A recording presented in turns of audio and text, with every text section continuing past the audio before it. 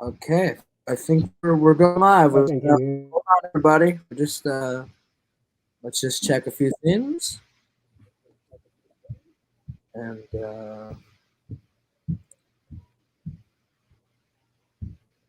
okay, we are live. I'm just gonna edit it, share it, do all that stuff. Okay.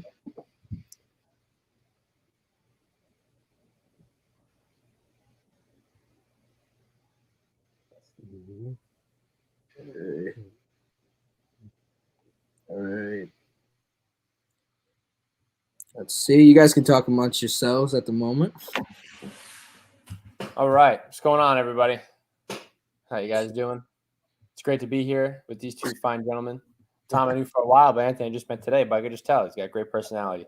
Good smile, you know what I mean? It's all about the smiles, all about the laughs. It's all about a good time. Thanks for keep stalling, man. It's good. It's good. All right.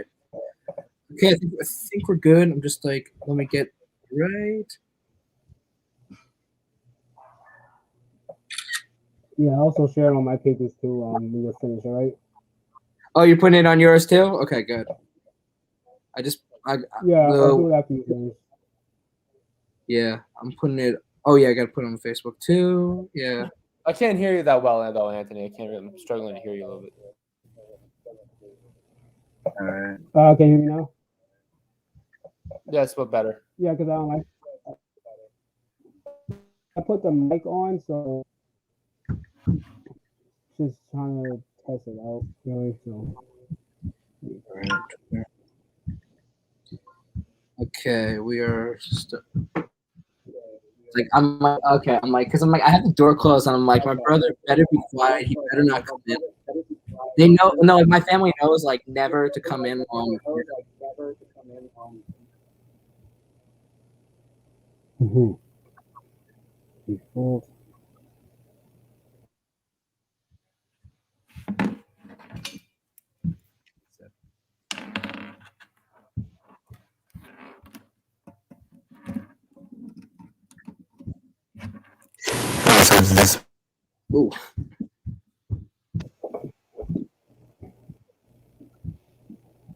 All right. Is everybody ready? I think we're good. Wait, why do I keep hearing it? Why do I hear the echo? All right. I just put headphones in to see if it was mine. Oh, okay, yeah. No, because I only heard the echo because I started the echo. I think because I opened up the tab, and I think it's a problem on my laptop.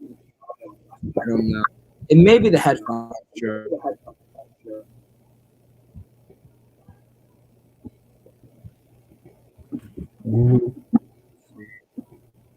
I didn't hear that. I think we're good now. Okay, so I just gotta send the link out to my boys because they said they wanted to watch it. All right. And okay, all right, we are good. Okay, what's going on, people? All right. How you doing? So like this is another welcome to another edition of Question About the Magic. I'm Tom, and this is my co-host Anthony, also known as DJ Mega Aim 17. And today we have a lovely guest who is a musician and filmmaker, and a friend of mine who I knew when I was a senior in high school at a wonderful school called Wilson Tech, where we were in the same class for film and all that.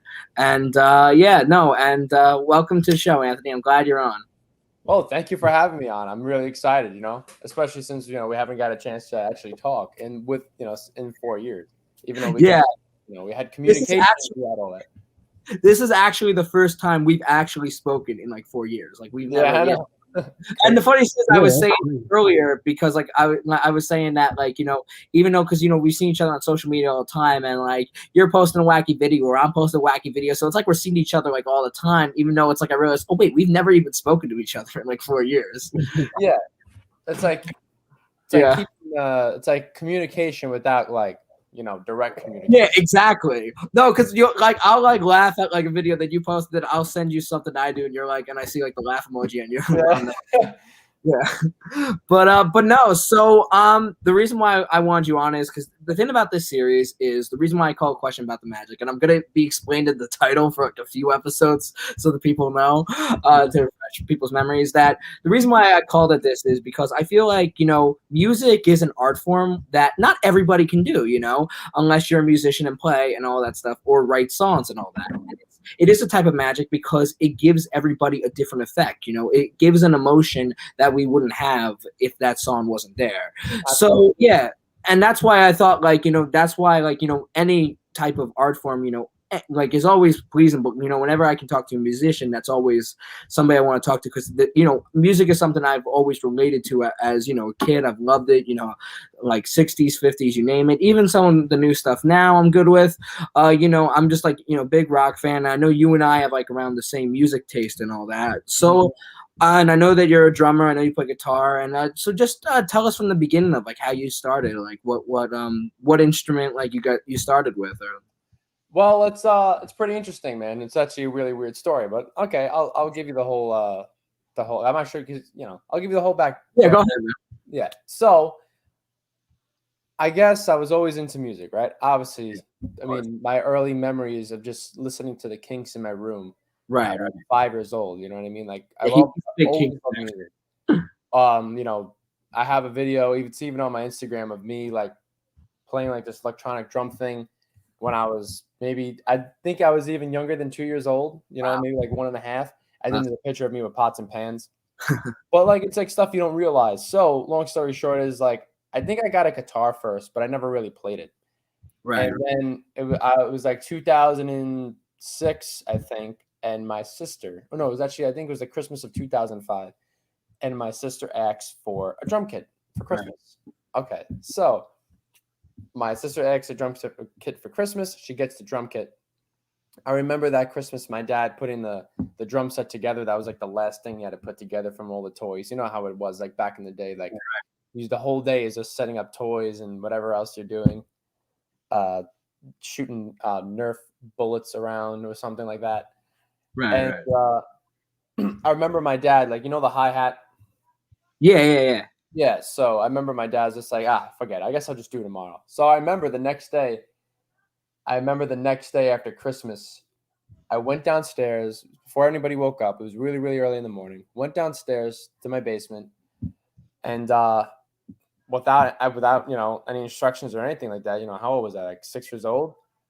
I figured out the hi-hat and I remember running to my parents' room and I was like, I figured it out. And then from that day I became a drummer. So then I used to ask my sister, I'm like, oh, can I play your drums? Can I do that, this and that? And then after that, nature just took his course and I just became a drummer. You know what I mean? Just watching. I know I'm an all self-taught musician on everything. Drums, playing guitar. And I don't know, man. It's just like, you know, it's just the nature of the You never had a music lesson at all? no. Wow. Besides, you know, like going by ear. yeah, all by ear, man. That's learned everything by ear. So when so I consider my drum teacher, the drummer of the Kinks, Mick Avery. Oh, okay. He Wow. is my drum teacher because you know I had all those Kinks albums to listen to when I was younger, and I used to put them on the stereo as loud as it can go, and I'd just be listening to by ear and figure out what he was doing. So my style developed through that, and he's my favorite drummer because of it. But obviously, of course, Ringo Starr, so many other drummers. You know, Neil Peart, of course, absolutely. Peace, yeah. Phil Collins, you know, but Mick Avery of the Kings had the biggest influence on my drumming. And honestly, it's really weird because sometimes I'll hear recordings of myself, and if I do a drum track now, I'll play something. I'm like, damn, that really sounds like Mick Avery, like if he was playing that. But I don't do it on purpose; it just naturally comes out. That's just what I naturally like. And yeah, man. And then I just have a bunch of videos of me growing up of doing covers and all that. And then I didn't start playing guitar until like 2016 because I had all these. I know I was always singing. I was in choirs and stuff like that in school. Oh, nice.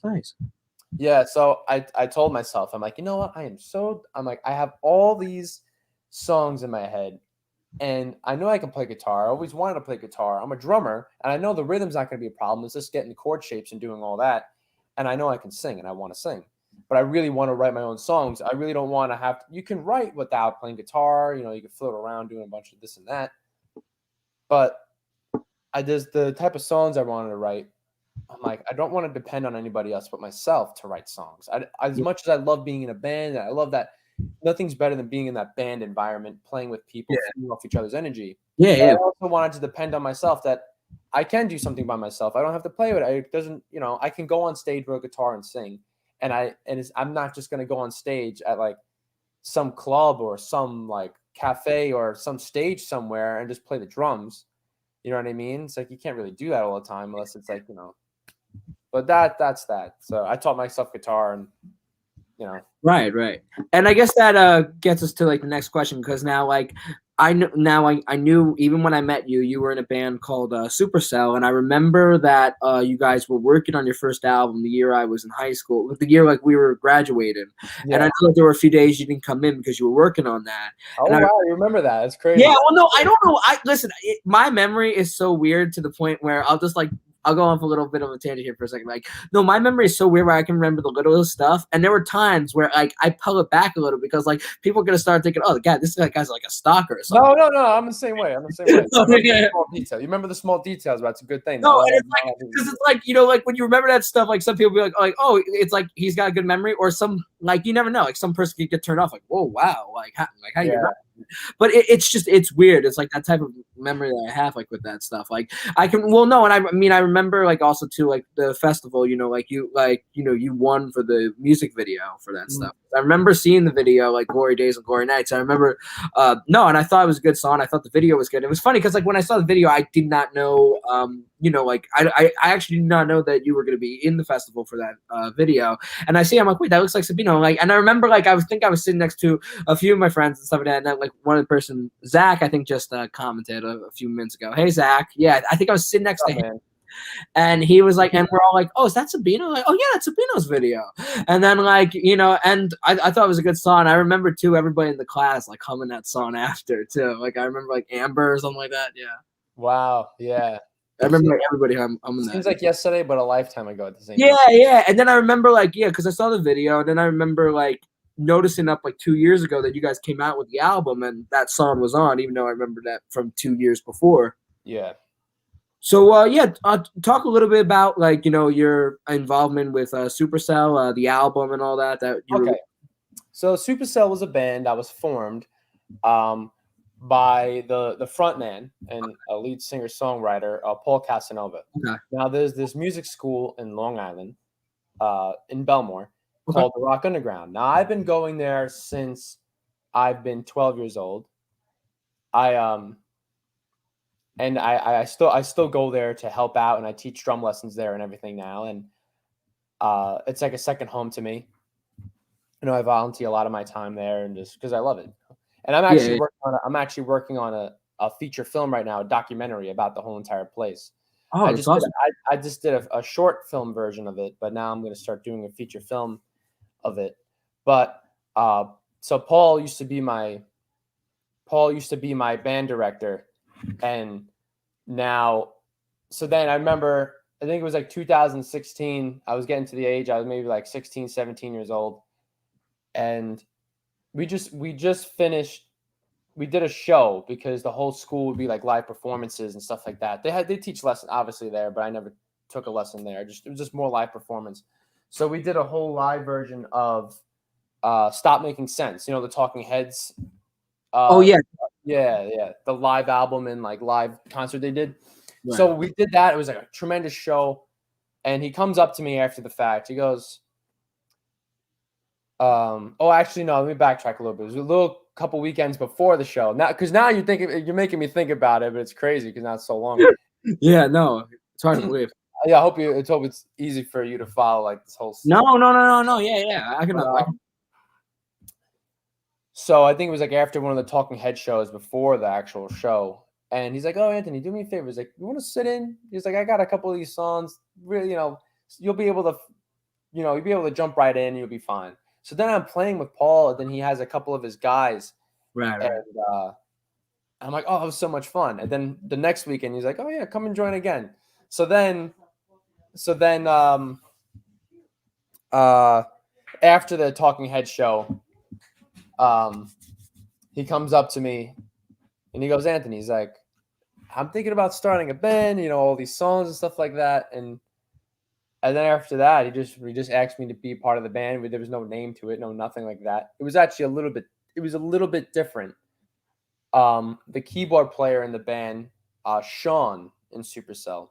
So let me just give you the rundown of Supercell. Yeah, sure. Me, Paul Casanova, lead singer songwriter. Sean, he plays the keyboards. Sorry, my dog. But he used to play bass. So it started out with me, Paul, and Sean, and he used to play bass. This other guy, Drew, he used to play keyboards. Great guy. He's actually in a band called Adults. You guys should check him out. They're awesome. Sean's actually in that band. So then Tom, another guy my age, he plays guitar, and then eventually Jackson joined. So then after that, you know, nature took its course, and that was that. But when we recorded the album, it was in, I believe it was like April 2nd and like April 3rd or something like that of 2017. Okay, yeah. When we first recorded that album, Jackson was only in the band for not even 6 months. But I've been playing with Jackson since I'm like 12 years old. He was actually the first one I was playing with from the Rock Underground. So it was a lot of fun. But then when we recorded the album, it was we recorded it a certain way that it really wasn't how Supercell, like, you know, actually Supercell was going to be. So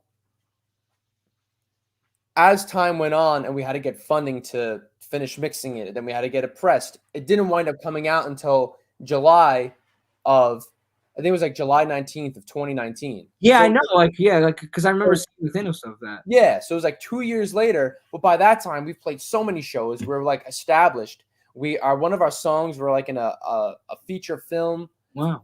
But our sound developed into like to actually like Supercell. It developed into this thing. So I actually used to have a problem with the debut album because I'm like, we should just record it, because I'm like, these songs don't sound the way how it does now. But it was already, we invested too much money, too much time into it. But it's like, we just got to go with it. And yeah, but now when I look back at it, I wasn't able to listen to the album. When it came out, I couldn't listen to it. I just couldn't do it because I didn't like the drum sounds in it. The studio we recorded in it wasn't that good. It was really reflective. But now that I listen back to it now, I'm like, you know what? This is really damn good, because it's like a time capsule, and I appreciate it. But I guess it used to bother me because I'm like, oh, people are going to listen to it. They think we're going to sound this way, but we're actually this way. But there's actually the last song on that album, the debut album, Down to That River, it's called. Okay. That was the only song that was recorded a year later than everything else. And it actually sounds, if you listen to the album, that last song sounds different. It sounds a little bit different. The drums are a little bit different. Everything's a little bit more warmer. Everything's just has like this different tonality of everything. But that songs were recorded in, I think, February of 2018 at the Rock Underground, because that's where we've been recording since, besides maybe another studio we did. And the way how that happens is that Paul lives in the city, and we're rehearsing, and he had to go catch his train. So then we're just messing around, we're jamming. So then he comes back, he's like, I missed my damn train. So I started doing like this drum beat. Jackson started playing this bass thing. Tom started doing something on the synthesizer, and then I just put my phone down to this recorder because it was a cool jam. Because when you have a really cool jam, you just got to record it, because you never know what's going to happen. Yeah. And yeah, somebody just thought you got a fan, it seems. Coming back. Oh, it's Kyle. Oh, look, I'm actually wearing the AK Film shirt right now as we speak. Damn, I haven't seen you in years either, man. What's going on? Oh, yeah. Oh, okay. So that's cool. You guys. Okay, so you still keep in touch, it seems. Yeah, of course. Ah, cool. And, Kyle's actually you have to really like follow what he's doing right now, because he's working with a lot of these rappers.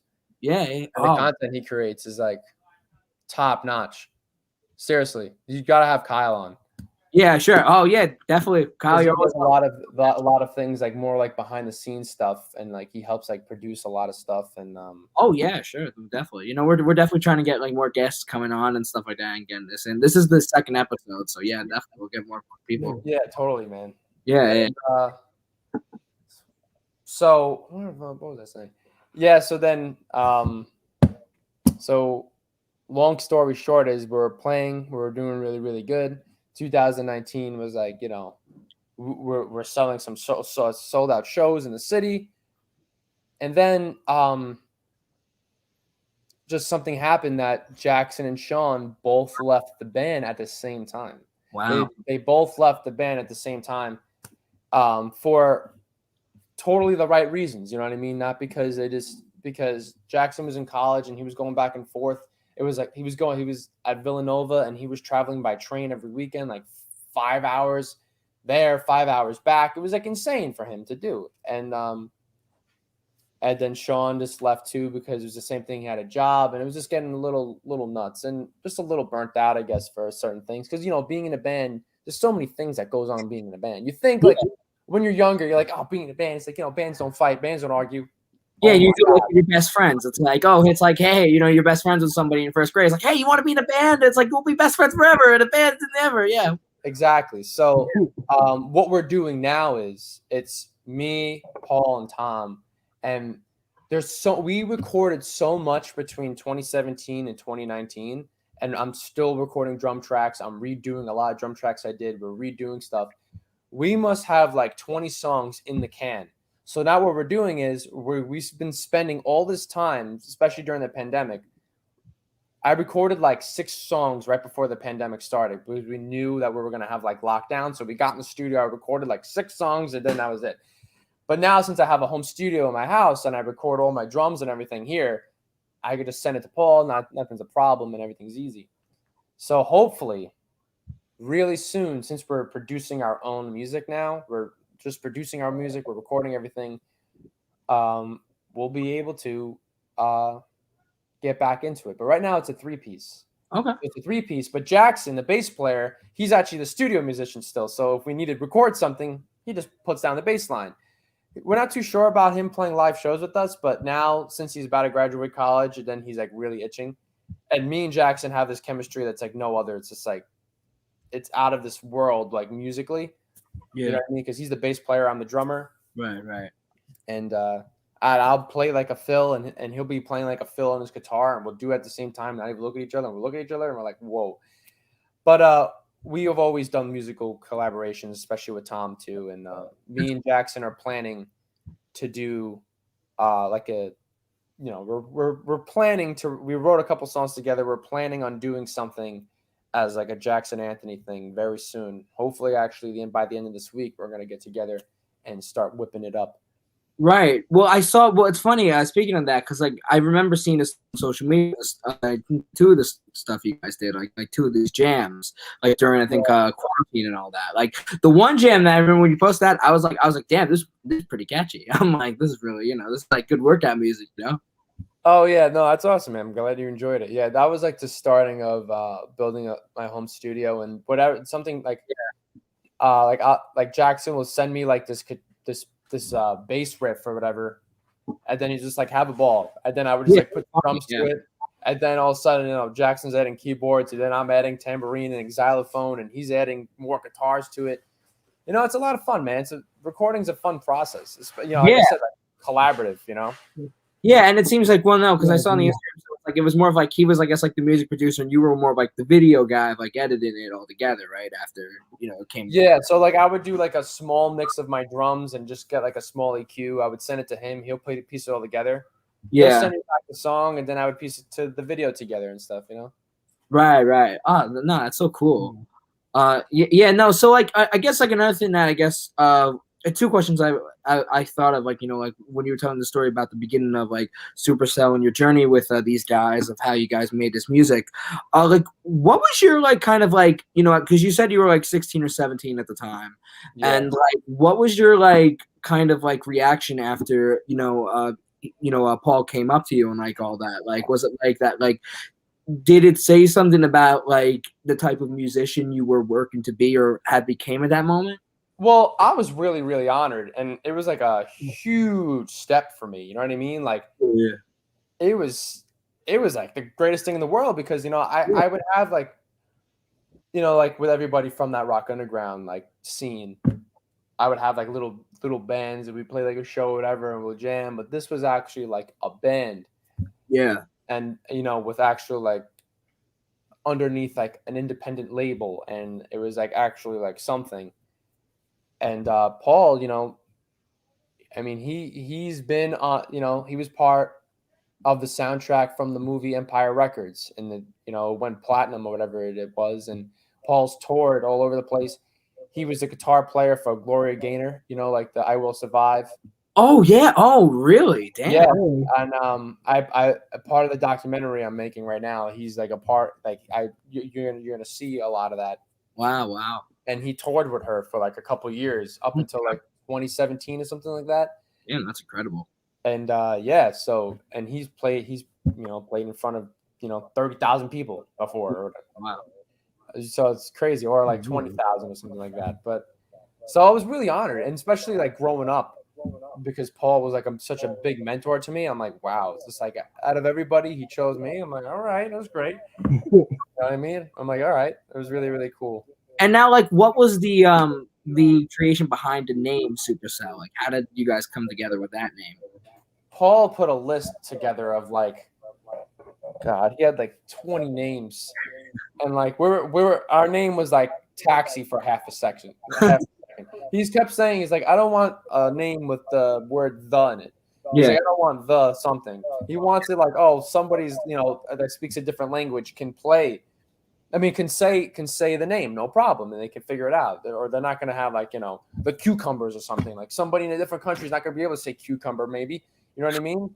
Yeah. But then Supercell, it was like such a an other meaning to it. You know what I mean? Because like the actual Supercell storm. Yeah, I guess. Yeah. If you look up like a Supercell storm, it's like a big like tornado-y like thunderstorm, and it's just like our music is so. The first album doesn't do the songs justice. There's so many songs that we're sitting on, and you would have to come to a show to see us. Okay. But now we're getting back into it because now we're actually playing with these guys called the Falling Doves. They got a big following. So it's so we'll see what happens, man. We just played the show at a bitter end with them, so we might be thinking about doing like a tour, like a something together. We play a bunch of the Falling Dove songs, but then at the same exact time as a band, we'll play some Supercell songs. So we'll see what happens. So now it's like things are getting back together, and things are getting rolling. That's pretty cool. I did want to ask you something though. Okay. So you said that your music was in a feature film. So what was that film, if you were willing to tell that? So that film was a short. I don't know. It was a feature comedy film called Monday, and it did really well. It got like picked up, and now the director Alejandro, I think his name is, now he's making even more stuff with bigger budgets. That film was only with like a $7,000 budget, and they made it work. So that was a lot of fun. It was actually, I think it was at Tribeca. That's where we had to go to the premiere and everything, and it was great. Oh, that's insane. So you went to Tribeca and all that. Yeah, it was actually a song that was just released as a single. It wasn't on the debut album or anywhere else. So what was your like experience like going there then? Like, because that's like the biggest film festival. Well, I'll give you my experience. Okay. I was how old was I? I think I was 19. I think I was 19. Okay. And I got all dappered up with my blazer and red shoes and everything, and it was a great time. And it was me and Tom just walking the streets, and we got into some 21 and older we got into the after party, and then we got into the after party. Definitely sounds like a star story. So yeah. And that's when things got a little crazy. I was driving home from the train station, so I really didn't do too much. But just the whole entire vibe, it was like, God, you're gonna make me envy you. No, just kidding. I'm like, this is getting crazy. I wasn't expecting this at all. You know what I mean? I was just happy to go to a pizzeria after it, but that wasn't the case, you know. But no, yeah, you got something better than a pizzeria, it seems. Yeah. But yeah, not for a slice, of course. You know what I mean? You can't not slap for a slice. Yeah, of course, yeah. Well, also too, like, just out of curiosity, did you see anybody like famous there, like a celebrity that you've admired or at all, or no? There was somebody in the crowd, and I forgot who it was, but it was pretty higher up people, but no one that I was just like, oh my god, you know what I mean? Yeah. Well, because like I forget what like which is that the one that De Niro does, or does he do the other one? I forget. Like he runs one of those festivals. I think I forget which one. It might be Tribeca. I think it actually is Tribeca. It is Tribeca? Yeah, I forgot. Oh, actually, maybe it wasn't the Tribeca Film Festival. Maybe it was a Soho. Oh, yeah. Because I knew it was one of like either Sundance or that or the Cannes, something like that. Yeah. But no, but yeah, no, that's cool. I mean, that's like definitely like an accomplishment and just something like that. Like, you know, you definitely moving forward. I mean, like, so I mean, it must feel like it's been a pretty wild ride. And you know, like from joining this band, you know, like getting, you know, like I remember even like, you know, getting like, you know, awards from the film festival, like with the music video, and then like I know another short trailer which we'll talk about soon, and all that, and then coming from, you know, working, doing, you know. It seemed like it was almost like the dream was coming true, you know? Yeah, man, it's definitely been a crazy ride, an amazing experience. I met a lot of great people, and I've done, you know, it's been a lot of fun, man. That's good. I'm excited to see what's going to happen. I mean, the Supercell stuff is just we're just trying to figure out. Okay, we have to finish these songs. They're gonna be released as like singles or whatever we're gonna be doing, and then we're gonna try to get in placement. Maybe place in a commercial, maybe place in a film. We're trying to figure out like different routes that we can take and what's the best route, because we definitely, you know, since we're underneath the independent record label Mother Rest, there is still, you know, promotion and everything like that. So that's really cool. But in the meantime, when Supercell like unofficially, like, you know, 2 members left.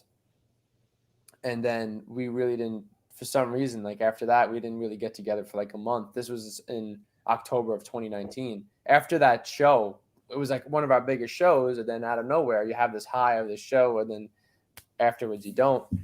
Yeah. I joined another band in the meantime, a different vibe.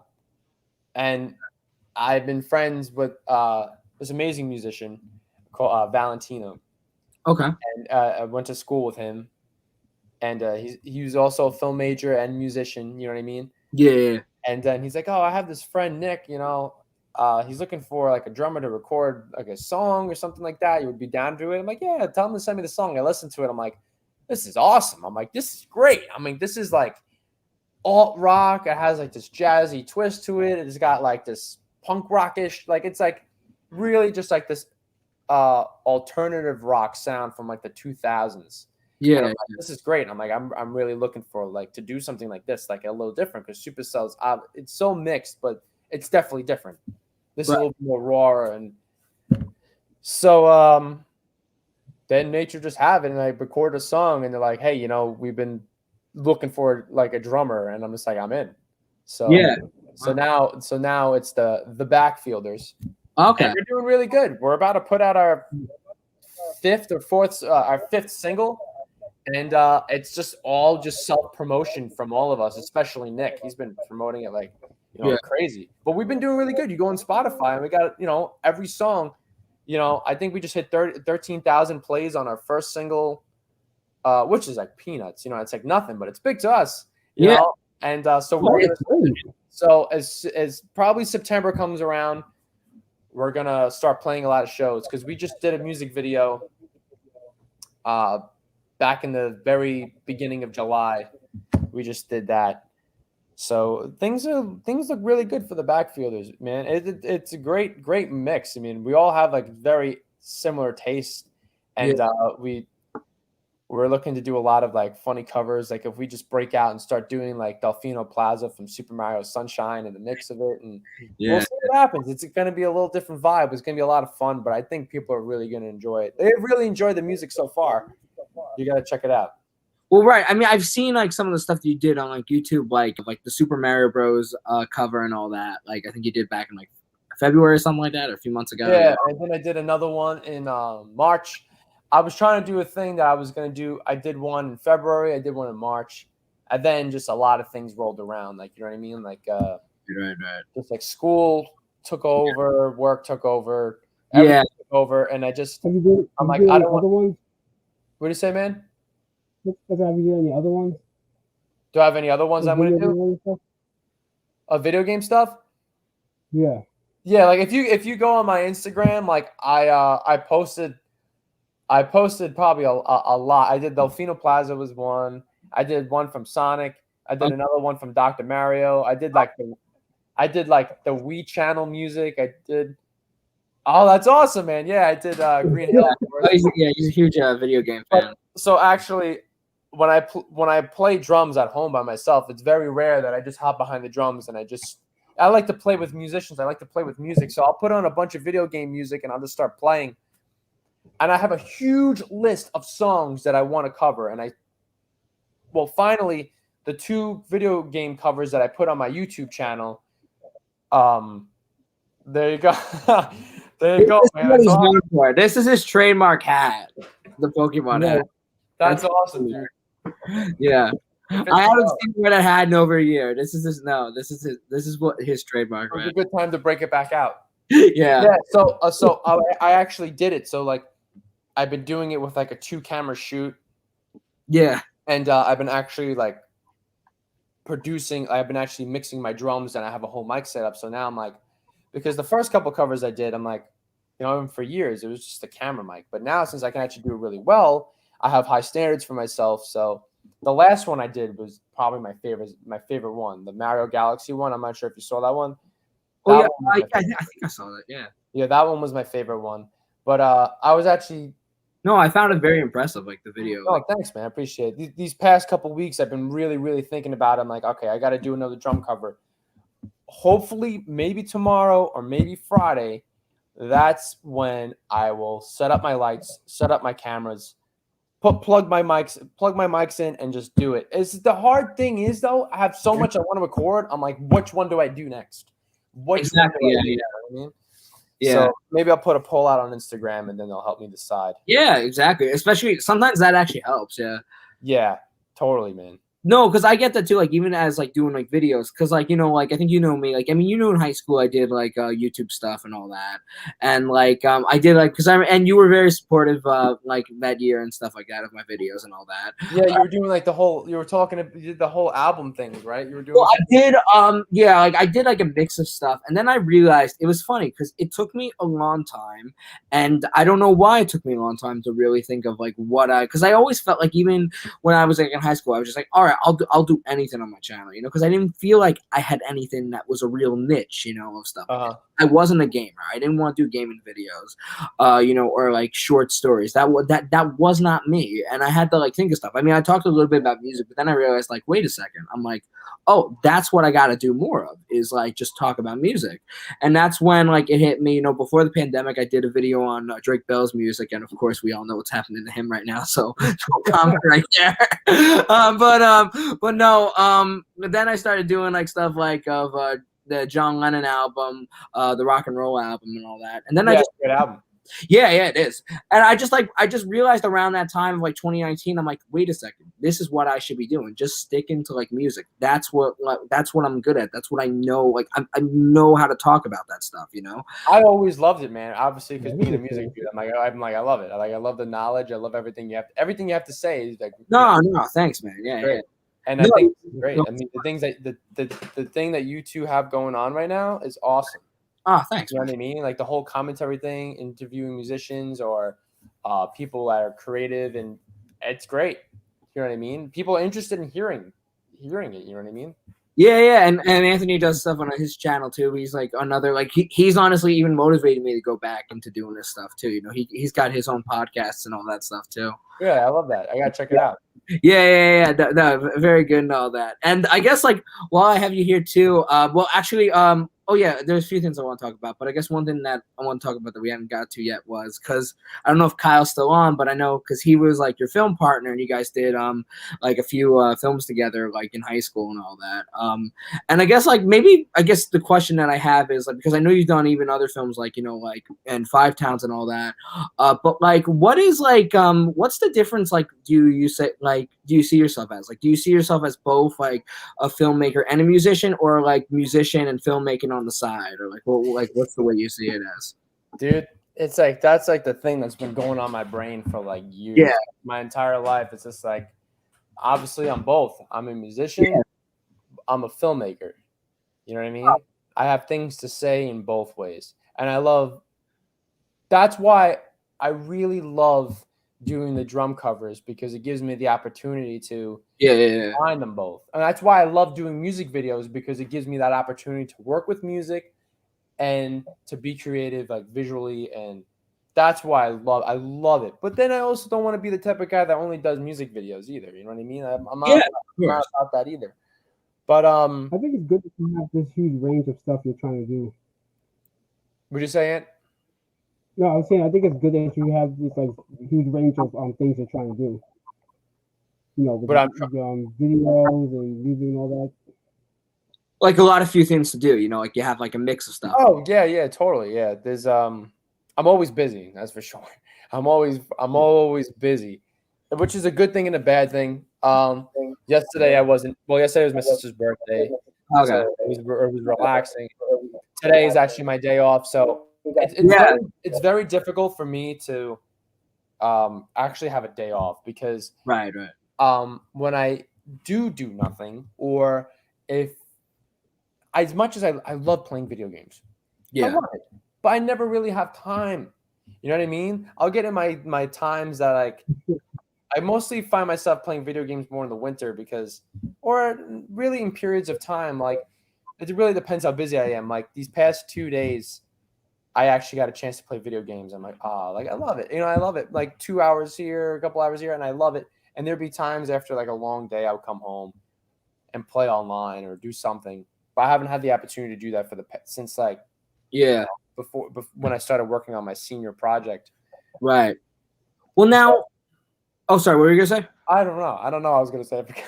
well, no, I mean, going back to like the film, like you know, like for the first film, because like I don't know if you saw this yet, Anthony, but like he did 2 trailers when I was in high school, and one of them was Only Time Will Tell, and then the other one was like Blind Eyed and Fearless, I think, right? Yeah. Yeah, no, because like Only Time Will Tell was like when I saw that, because we both did Wilson Tech like the 2 years, but we didn't know each other in the first, like when we were juniors and all that, because I was in a different class. You were, I think I was morning, you were afternoon. So like I was and I remember, you know, our great teacher, you know, Mr. Stan, you know, showing us the video and all that. Yeah. And like because he was showing us stuff from like, you know, like the other class and all that. And we saw that, and like, you know, out of all the other stuff we're watching that, and like everybody's like, oh god, like I want to work with these guys. Like I'm not just saying that, no joke. Like there were people in my class like, oh, I want to work with these guys. Yeah, no, that was funny. I remember that. Yeah. I remember when we actually went to like on a field trip or something, and then we met you guys. Yeah. You guys knew us, but we didn't know you guys. But then, you know, I think we talked like maybe once on that trip, and then I know we started talking a little bit more, you know, like once we were in the same class and all that. And I think yeah. Well, that was like 2 like amazing experiences. You know what I mean? Yeah. Like we, you know, we had like this flow going. And Only Time Will Tell. It's just like we knew what we were doing. You know what I mean? But then we were like so ready to get that like that due date that I remember me and him pulled an all-nighter.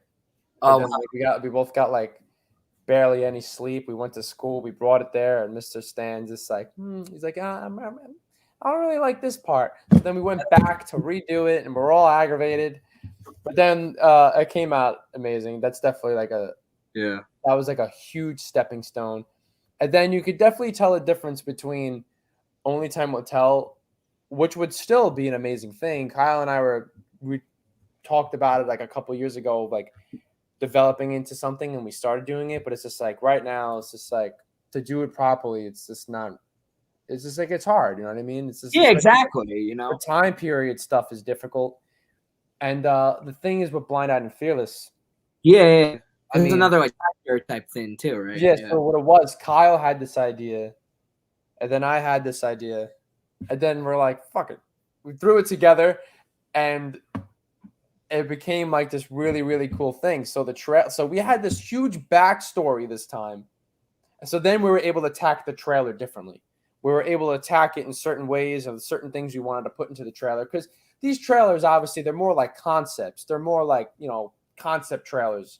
Not so actual. So that was like when you guys were writing it and all that, like with both of these. So we were just experimenting what worked and what didn't work. And when we came up with Blind and Fearless, we're like, yeah, this is the best thing we did. And honestly, I look back at it and I'm like, wow, it's really impressive that we did this at that age. And we started writing the script. Keep talking about it. We got to get back into it. That script, we started writing it and we haven't touched it on it in like since 2018 was like the last time I think we were working on it. Yeah. And that thing is going to be, we got to get back into it, revamp the script. And we didn't even get that far in it. I think maybe like 8 pages. But I think it's going to be crazy, man. It's going to be awesome. It's going to be really no, I mean, and that I guess like makes me wonder like too the script, like, you know, like when you guys were coming into writing this stuff, like Only Time Will Tell Why I Feel, it's like when you wrote like the script for that, like were you writing it as like the trailer concept? Like when you guys wrote it, like, like how the trailer would be edited, or was that more of just like on like the go or just like on the brain? We were writing it more like our original idea of how we wanted to do it. I kind of don't really. I'm trying to remember, but when we wrote the script, it was like obviously it was like very similar to like a trailer, like certain bits and pieces. Yeah. Like character wise and stuff like that. But it's definitely I don't know, man. We gotta look back at it. We gotta no, I mean it was definitely I mean I definitely remember watching those ones. I was like great. I was like, you know, because I remember I think I texted you guys and I was like, you know, hey, I'm in total like to work with you guys. And unfortunately, I know we never got a chance to do that, but you know, there's always time. There's always something we can do in the future, you know. Yeah. No, totally, man. You gotta come on. You gotta come on set. You know. What I mean? Yeah. Well, it's funny because I had a few ideas because I remember telling you about like one thing that I wanted to work with you on too, like in the past and stuff like that, of something I was working on. Because like, no, I see your stuff on Instagram and I'm like, you know, this guy's got it together. This guy, you know, seems like, you know, a filmmaker with the stuff that he's making, all that stuff. I mean, no, you just have that, like, I think like that energy that like, you know, is something that like everyone should have, or like at least if they want to be creative or at least want to be motivation. Like that's the thing. Like I always strive for like, motivation, but of course there are times it's hard. Even like you said, you got school, work in the way. It's like that all the time. I have like really that much time. You know. Yeah. Yeah, but when you want to do something, you do make time for it. So yeah, you got to make time. You make time for it, exactly. Yeah, exactly. Wait, who's the? Where do we got the echo for? I don't know. Okay, let's see. No, the echo's still going. Let me turn my. Me? Oh, maybe it is.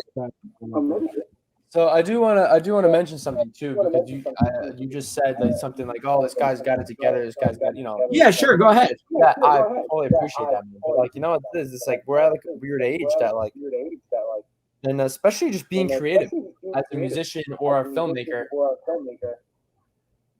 When do we ever know if we have it in you? I mean, you're always looking for something. You're always trying to like do better and do better and do better, and you're always, you know, it's always difficult. But yeah, but the fact that you've been trying though, that is a lot in itself. Because you have a lot of people that will just sit on something and then won't do anything for a long time. They say, I'll do it, and then don't do it. So the fact that you even took the effort to actually do that. Exactly. That's the thing. It's just like, if you want to do something, as much as like you're tired and you know, you guys probably had this. You guys probably had a project you guys got to do, and you're just like, you know what? And you have a deadline, and you're like, I got to do it. I got to do this. Yeah. And look, dude, there's been times that like I've said yes to like a film project, and then when it gets closer to it, and just things that are working out the way it is, I'm not getting paid as much, which is really never about that at all. I'm never like that. I'm like, I'll work for free. Anything to keep working with film, I'll work for free. But in certain situations, if it gets to a point that it's just like the people you work with are not all, you know, sometimes, you know, you're not going to like everybody you work with or something like that. Or they're not all in the same place that you're in, you know? Yeah. And then, you know, you respect that. You do what you got to do. And then that's it. You know what I mean? You move on, and then you learn from whatever you got to do. But yeah, I can go on this. No, dude. I totally get that. I totally relate to that. And like honestly too, it's like I've been there like with because I've been doing stuff at college. I mean, I studied broadcast, and in there I was doing like even like my first 2 years. That's when I was really doing a lot of hands-on projects I had for college, and like it was like times you just had to get it done. And there'd be sometimes too I'd ask my professor for more time, and she'd be okay with that. And also too, it's just because like I'm a perfectionist at times. Like I need to get things like to be perfection. If it's like half-ass, like I can't live with it. I'll I will lose my mind. Dude, I'm the same exact way. Yeah. Anthony, are you the same way too, or not really? Yeah. Yeah. Matter of fact, it'd be a little too bad. It'll take me a long time just to finish something because I was like, no, this isn't good enough. I need to do a little better. But then the deadline keeps coming up, and then it's like, all right, screw it, just take it as it is. Hope for the best. I do the same thing all the time. I'm a perfectionist. You know what I mean? Like, there's a reason why I haven't released any of my solo music since I started writing, and I really started writing my solo songs since like 2016, and I must have like 25 songs that I want to record, and I just haven't done. I've done demos, and now I'm going to start attacking to do it because it needs to happen. Right. Yeah. But I know that feeling too. I know that feeling, especially when it comes to the music thing, because I actually went to a recording school as well. I'm not sure if you heard of it. It was called Recording Engineer Institute. Mm-hmm. Yeah, so I have a little experience in that. And I also made a few songs. Tom's heard some of them. Oh, really? That's awesome, man. That's really cool. Yeah. So I understand why be a little careful with that. But if you already made stuff, you should definitely try to share it. Like, and if it's already recorded, it's already recorded. So just put it out there, and just take whatever feedback you get from it, and just try to improve. There's just a lot of my demos. There's one recent demo that's recorded really well, but a lot of my other ones were recorded on like worse of equipment, and my voice wasn't developed. So I took a time away from recording demos, and I'm like, I really have to just develop myself as a singer, as like a singer-songwriter, and it's different. My like, you put me behind the drums, like I'll play something funky, I'll play something hard, I'll play. I mean, I'll wail on it, or I can just groove on this beat, and I'll do this. But then as soon as I hop on the guitar, the music I write on guitar is like different. It's like different than I would if I wrote a song on the drums. It's very weird. It's like just like two different sides of me. And then that's when I'll really write like, more singer-songwriter, like folky rock type stuff. Like really, And I heard that. Like I was even listening to it like before, like the song "Little World" that you have, like that. I guess, which made me think of you probably wrote about the pandemic, right? Like the way I did, yeah. And guess what? I never recorded a version of it, which I will record a version of it, but that's the thing, man. Is just like actually like saying, you know what, I have to do it. Yeah. I mean, I had that happen to me with my senior film. Oh. I'm not sure if you heard about it.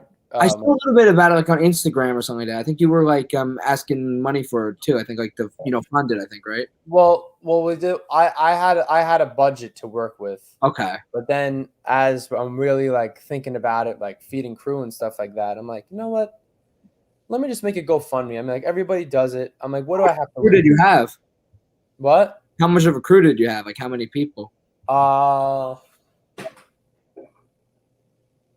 Like 5 for crew, and then like I had like a couple actors, and then like a good buddy of mine that I knew. And voice crack too. I'm not sure if you heard that, if you picked up on that, but yeah, we had like a $500 budget. So then and then like I put some more money aside, and that GoFundMe helped me. You know what I mean? Because then we were able to have like a $1,300 budget, and literally it was just enough to get what we had to do. Yeah, so it was like a $1,300 budget, and it was an experimental narrative film. It's called Grapefruit. Okay. And actually Joe, an amazing keyboard player. He's part of the backfielders. He's a genius, amazing. He actually scored it. I directed it, I shot it, and I edited it. So yeah, so I was director, cinematographer, and editor, and writer. And my friend Greg, he produced it, and it came out. Honestly, dude, it's like, you'll have to see it. I'm gonna start submitting to festivals when the time is right and stuff. No, I definitely, I definitely can't wait. That was probably like the biggest like leap, because I had to push myself, and you actually had a budget to work with. You had to figure things out, and pre-planning is like a huge thing. And that on YouTube yet or no? What do you say? Is it on YouTube yet? No, it's not going to be on YouTube until God knows. I don't know. Okay. I can show it to you.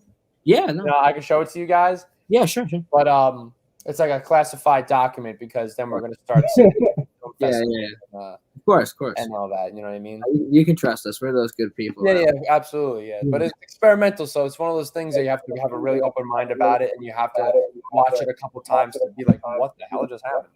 Yeah, it's really, really, really deep. And all of that, and I actually wrote a song called Grapefruit for it. So I'm actually, the first song I'm going to record is called Grapefruit, and I'm actually going to be working with a dear friend of mine to do a music video for it. And so I'm going to start recording. That's probably going to be my first original song to record. Wow. That sounds interesting. Why'd you call Grapefruit?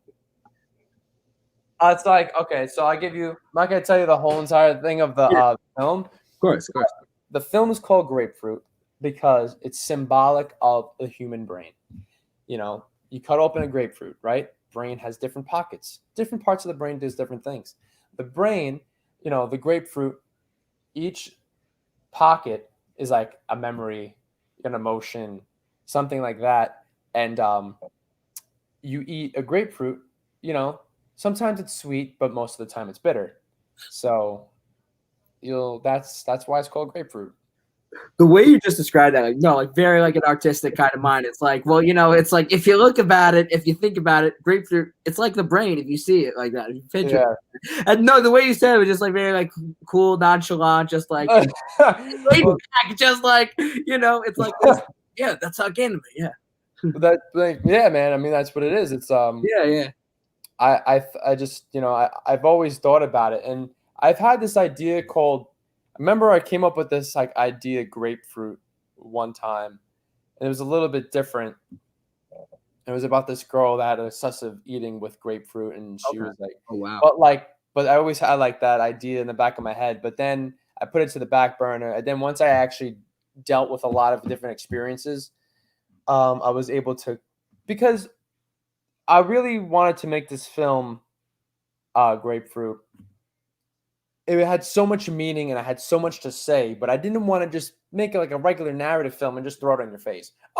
This is what it's about. This is what the guy is feeling. This is what his life is like now.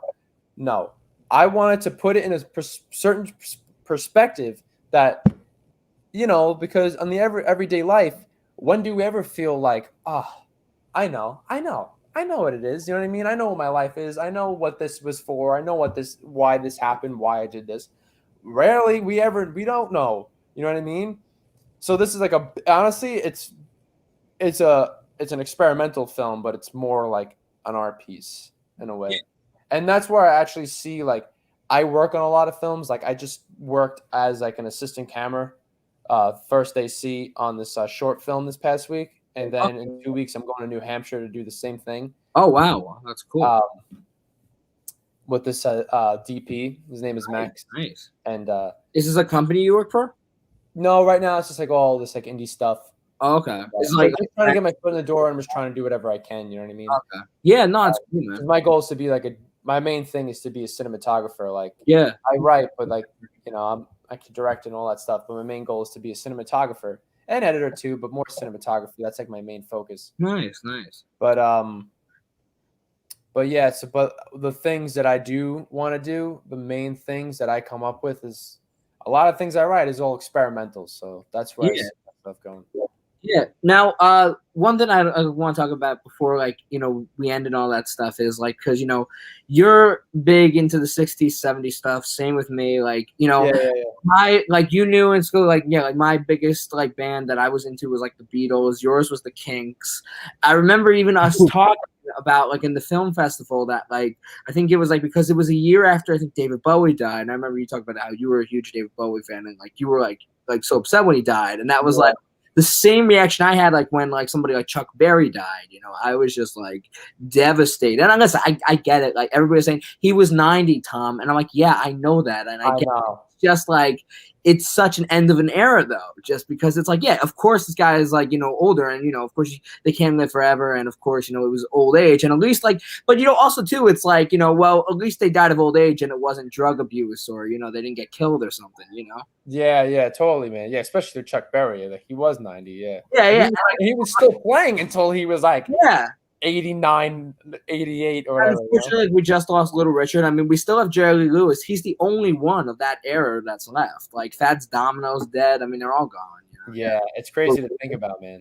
Yeah, and it's just crazy, like because it's like Elvis died in the '70s, Bill Haley like right after, and Buddy Holly's been dead for like 60 years. So it's just like it's crazy that like that era of music is dead. Like even in the '50s, like a lot of them didn't really like the artists in the '60s and the '70s they at least were able to accomplish stuff from like like when I talk about like but Beatles like solo acts in the '70s and '80s.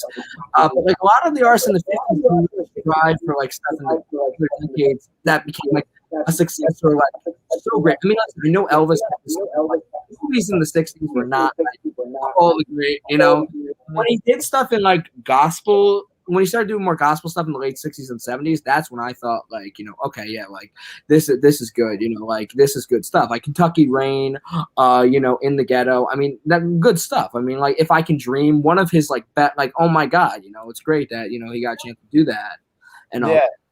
And I guess I wanted to ask you stuff like that of like just talk a little bit about like all your influences and all that. Oh man, well, of just like influences of just music. Just like just talking about like the type of music we like and all that. Just talk a little bit about that. Well, obviously, as you know, for years, obviously, Kinks is the absolute number one. There's too many things I could say about the Kinks. I wouldn't be the musician I am today if it wasn't for the Kinks. Obviously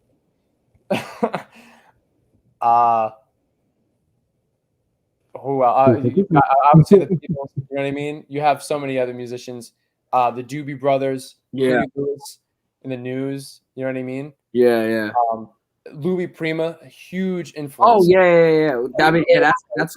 I know you've probably seen me post like a bunch of stuff like that and everything, Yeah, no, I've seen a lot of that. Like, yeah, no, Louis Prima. I mean, I definitely. I didn't know a few years ago that he was the guy in Jungle Book. He was the one. Yeah. Yeah. And Pennies from Heaven, how it's played in Elf. I mean, yeah, Oh, I love Louis Prima, man. He's like, yeah, he's actually one of the reasons why too I really wanted to be a performer too. Really, like, performer, like outside of like, in front, not on behind the drum kit. I'm like, oh, I want to be on stage. I want to be like hyper, running around because he's got so much energy. You know what I mean? This is great. Yeah. And of course, like I love Dean Martin. Oh yeah. I love the band. Pretty much any band. I love the Knack. I love the Who. You know what I mean? I said the Beatles. Yeah. What about a lot of other like new bands I absolutely love. Like I absolutely love Alabama Shakes. I love Alabama Shakes. I love Vampire Weekend, the Strokes, and I got really into John Prine and Dan Auerbach from the Black Keys. Well, now what about like what's your opinion on like Crosby, Stills, and Nash or like the Beach Boys, something like that, like those types of groups? Beach Boys, it's weird. I always had a really weird. No, that's actually a good way to describe it. Actually, yeah, it's like I was never like such a diehard Beach Boys fan. Yeah. Or even like a Beach Boys fan in general. Yeah. And I just don't know why. I don't know, something about the Beach Boys is just like, like someone tells me that like, oh, you gotta listen to Pet Sounds. You gotta listen to Pet Sounds. I'm like, all right, I listen to Pet Sounds, and I'm like, oh, I can totally see what they're talking about. But I'm like, for some reason, music, obviously, or like anything, you have the music you listen to is by choice, but most of the time you don't realize that choice is just like your inner soul just connecting with it, and you just go to that music because you don't even have to try to like it. You just naturally be like, oh my god, this is amazing. Yeah, never ever have I felt that with the Beach Boys. It's honestly like too, you know, like when you're into music, it's like when you're like attracted to somebody, you know, it's just like that, you know. Exactly. You have this attraction for somebody and you don't know why. Yeah.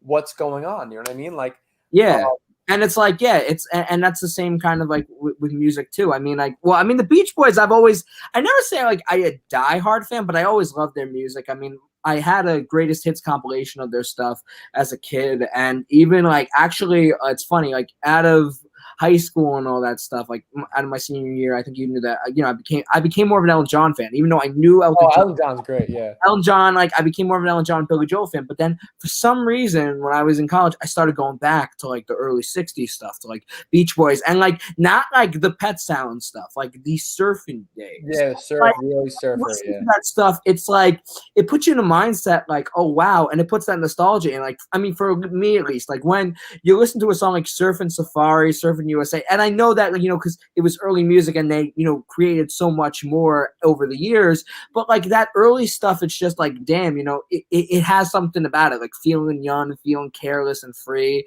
And like, you know, I think like definitely a song that I love out of all those surfing stuff is Little Surfer Girl. Mm-hmm. It's like very just a, you know, a good ballad, and like, you know, because like the other two singles, Surfing Safari and Surfing USA, you know, had Mike Love on lead. Little Surfer Girl, we finally got Brian Wilson on lead, and you know, we hear that, like, you know, that falsetto voice and all that, and you know, I mean, his voice was just something too that was incredible too, or something to have that, and of course, you know, because Brian Wilson was the band, you know, the genius behind it, and I think that's the thing that's so interesting too when you got the Beach Boys and the Beatles. I mean, okay, the Beatles are a phenomenon on themselves, and you know, they are great, but like if you think about it, it was three people that had the creation of that like made the creation of the Beatles in the early days. It was Lennon and McCartney, and you got George Martin, who was the producer. Yeah. Now in the Beach Boys day, like all you had was Brian Wilson. Like he was the producer, the one of the front men, like with Mike Love, and like the guy of the band. Like he had the vision. Like and also too, it was interesting too. It was like a strive of, you know, like kind of motivation from the Beatles, Rubber Soul. Like, you know, Pet Sounds is what, like, you know, Brian Wilson got inspired to do Pet Sounds from Rubber Soul. Then Paul McCartney got inspired to do, you know, Sgt. Pepper from Brian Wilson's Pet Sounds. You know, crazy. Yeah. In some ways, you know, they even say like Pet Sounds is almost like a Brian Wilson solo album in some way, considering too that one song on it like actually just has Brian, and they released it as a single before the album came out, which is one of my favorite songs too, is Caroline No. If you ever heard of it. Yeah, I'm not sure. I probably know it. I gotta listen to it. No, it's very good and all that stuff, and like it's just like very good like ballad and all that, and I think it was just interesting of what they came up with, and like it's funny like because like the types of music that I've always been into, like, you know, like the Beatles, Elton John, Creedence Clearwater Revival, Grateful Dead, Billy Joel, the Police is something I got into. Oh my god, the Police, dude! I me and my mom were just listening to the Police last night. I was listening to their album yesterday, like Regard at the Bank. It's my favorite of the albums. Oh, like, the Police is so good, man. No, I mean, it's such a mood. It's funny because like there's like I think it's like some people just like I think it's like either you get the Police or you don't. Yeah. Like my mom does not like the Police at all. Like I play like one little bit of a song, she can't stand it. Like it's like you know, yeah, it's and the funny thing too is I always joke because he has like so much criticism towards the Police. Like he likes some of their stuff, I'm not really a fan. Really? Yeah, I mean, it's like a certain flavor, but like I know as a drummer, like I mean, I love Stuart Copeland. Oh yeah, I mean, he's one of the best. Would you say it? The music sounds like background noise to me. Yeah, I mean, yeah. No, it's funny he says that because we were driving. They don't have enough oomph for me. No, it's funny. Like we were hanging out one time, and I was driving, and he's in the car, and like we have a Police album coming out, and he goes like, "See, this is background music. This song is background music." What song? but it was one of the ones on, I think, Regatta de Blanc, I think. And I'm like, now, I mean, listen, like, I mean, there are some songs on their albums that are like songs I would not listen to again. Like, of course, I think every artist that you listen to, there's one song that that doesn't sit with you as well as the other ones do. I mean, like, of course, especially like the indie summer songs, especially on Synchronicity, like the Mother song. Like, yeah. Through that, like, oh Jesus. Like, but like, you know, like some of the funniest thing is, even though Sting was like the main songwriter of it, some of the stuff that Stuart Copeland came up with was also great. Like, a lot of it was on Regatta de Blanc, you know, like he dominated half of that album with Sting, like with songs like, yeah, like Contact, but a song I love on that album is Does Everyone Stare, where it's like he sings the opening and then Sting just does the rest. Like, I mean, like, you know, like Stuart Copeland goes into like this, like, you know, small piano jam and stuff like that, like, and like just singing like by himself, and then Sting just like takes the song away and just carries it. And the funniest thing is, like, Sting sings it like it's his own song, but if you look on the album credits, like, he did not, like, it just credits Stuart Copeland as the writer. Wow. Like, it sounds like it's a Sting song, like the type of, you know, because I think he had like kind of like a theme of his type of writing too. And I know a lot of people tell me like they feel like a lot of his writing is cynical. And I will say, as much as I love The Police, I'm not a huge fan of like Sting's solo work. I mean, there's some great Sting songs. There's some good songs, but I understand what you're saying. A lot of people, like, somebody I met up in college said like it was too, like, you know, he's too whiny for them. You know, like, it's like some of like the first album like that he did by himself. For me, the problem was it was very mellow. Like, it's like and I'm fine with a mellow song, but like when the whole album's mellow, I'm not okay with that really. Like, you know, like, and how do you go from like high energy like The Police to loud? Yeah, like when songs like Next to You or like It's All Right for You to go into a song like 7 Days, you know? Yeah, totally, man. Where was the stuff he was doing by himself? Like, where was the high energy?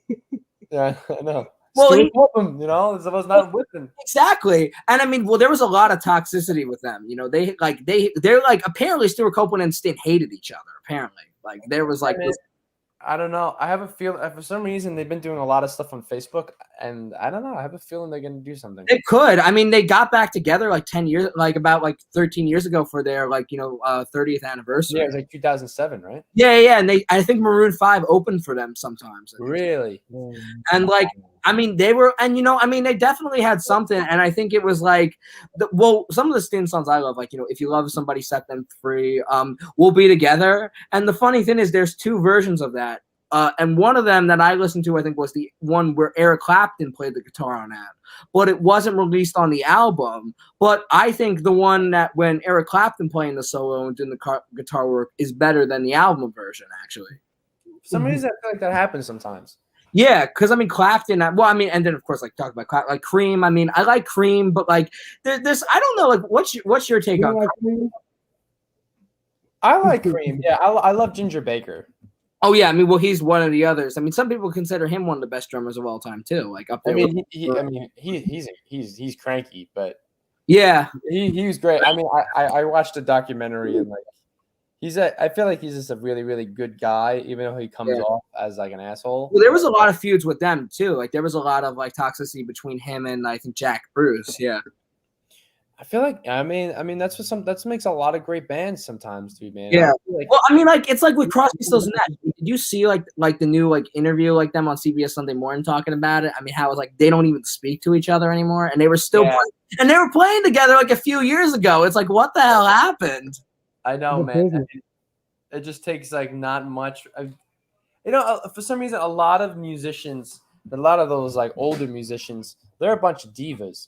They got all these egos, and like they're still like they act like they're 18 years old. Yeah, and I mean, and I think that's what helps get good music. I mean, look at Oasis. Oh yeah. I mean, those two brothers, they always argue too.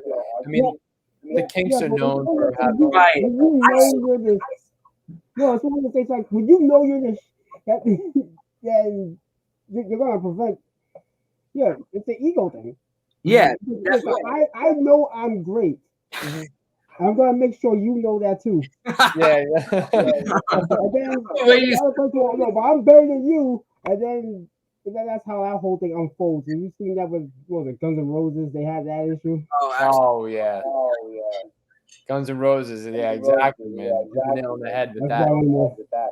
Famous Axl Rose not showing up to any of the shows back in the day. Yeah. Well, also too, I mean, like some of that. Well, it's funny you say that with the Kinks because I was just watching a YouTube video on them, and like I didn't know because I mean you probably noticed like the back of your hand, but like I don't know certain information about the Kinks, but I think I've heard like that Ray Davies and Dave Davies was very they had a lot of tension with each other, brothers, and they would fight in the recording studio, and then, like the producer would have everybody go for a break and let them have at it, and then when they were done, they'd come back and then do music. Yeah, exactly. I mean, honestly, dude, I mean, that's what the Kinks, I talk to a lot of people, and I'm friends with so many Kinks fans, and it's great going to record shows and going to there's so many damn Kinks fans, and when you find a Kinks fan, they're a fan, you know what I mean? It's not like when you see somebody and like it's some random person and they're wearing like a Rolling Stone shirt, and you're like, oh man, I love the Stones, and they're like, huh? You know what I mean? It's just like, oh, they just like it for the logo. They just like it with their tongue the tongue sticking out. But when you see a Kinks fan, they're a fan. And the thing is with the Kinks, it's just like Ray and Dave, like they love each other. They're very known for like having stuff, but they're brothers, and that's what really made the Kinks so amazing. Because if you don't have that, like you have that unbelievable chemistry. It's just like kind of amazing how the Kinks, where you have two brothers. You have Ray, the rhythm guitar player, lead singer, songwriter, and then you have Dave, like the incredible guitar player. He has like a higher octave. He does the harmonies. He writes amazing songs himself. It's just amazing how things just worked out that way. Yeah, I mean, like it's funny too because like I knew the Kinks like before like as a child, like I always knew like You Really Got Me All Day and All Night, those songs I knew, and like I didn't really know like much more of what they did after the 60s until like really it's funny because it was in Wilson Tech when like the year before we were in class together, Stan was playing like the song Superman. And the funniest thing is, okay, I don't know if maybe he got it from you because because you're a fan, and maybe you're that like you guys were talking about that stuff before, and he had but like he like made a parody of it called Super Senior, like Super Senior. I want to be a Super Senior. And I thought that's what the fucking song was called. And I looked at him, and I'm a Superman. I'm like, of course he made a parody of that. Of course. That dude was like on something. You know what I mean? Like, like when he did that, I was like, of course, that's a total Stan joke. I'm like, and I looked it up on YouTube, and I'm like, that makes sense. I'm like, what kind of band would do a song called Super Senior? I mean, what the?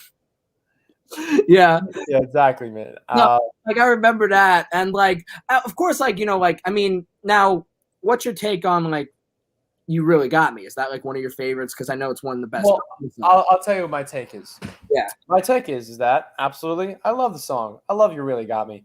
Yeah, absolutely love it. I mean, especially the live versions, everything. But people say that's the first punk song ever too. Like that original record. Yeah, that original record is so important to music, and it bothers the living shit out of me. A lot of people, they always give it credit, but when I don't hear somebody, what bothers me when I hear that, oh, Black Sabbath created metal, or as much as I love the Beatles and as much as I love that you love the Beatles, like like Helter Skelter, that was the first like and like especially like the Who, like they created metal. No, that's not the case at all. Literally, the Kinks, they created that power. They created the power chord. They created and the thing is, you probably know the story, but Ray Davies, they were always playing music, and Dave Davies at the time was only like 17 years old. Yeah, and something happened, and he was so tired of like the sound of his guitar. He went to go. He saw like an amp at a thrift store, and he's like, "Oh, that's really interesting." It was like some cheap amp. He's like, "Maybe I'll have a different sound." He plugged it in, sounded clean, and he got a razor blade and he slashed a speaker out of frustration. And he said in an interview, he's like, "I didn't even think the thing was gonna work." He plugged it in, and then it had like this raunchy sound and then like this rattly, like raunchy sound, and they plugged it into another amp. And then that's when magic happened, man. That was, if it wasn't for that song, I'm telling you, it's just like the reason why the Who came out, what I can't explain, was because Pete Townsend was influenced by You Really Got Me. Yeah. You know what I mean? And the reason why, like fuzz and distortion and all like that. Yeah. And power chords. That was because of Dave Davies and the Kinks and Ray Davies. You know what I mean? So influential of that chord, like that, the opening dub, like the banana, like that. That's throughout the song too. It's like you hear it like when he's doing like the verses and all that. That just plays throughout the song, like the exactly. And that was like that song is just it's just pure energy. They're just playing. They're not playing anything not crazy complicated. Yeah, it's actually a thing that Ray Davies said in like like when musicians they did like back in the 90s on MTV like called Storyteller. Oh yeah, I think so. Like well, Ray Davies was actually the first one to do that. Oh, okay. He started that, and he said in his Storyteller thing that during You Really Got Me, they had like 2 failed singles before that. Okay. And they were like just starting out. They were kids. So then as the record label said, listen, you got like one last shot of recording this of a single. It's either that or you're cut from the label. So they go in, they record You Really Got Me. And Ray said that he was looking at Dave from like the studio window. And he was trying to like amp him up to like, kick ass in the solo. And like, this is the one, this is the take. You got to make sure the solo's good. And Dave Davies looked at Ray, and Ray Davies said that in the record, you can hear Dave Davies saying "fuck off," and then he does the guitar solo because he's saying "fuck off" to Ray. Leave me alone. You're gonna mess me up during the solo. So that's why when like right before like the breakdown, and then Ray Davies goes, "Oh no," or whatever. He said that to cover up his. Oh right, yeah. He goes like, "Oh no," and then like the pan just like that. Yeah, it's Ray covering up and saying "fuck off." Yeah.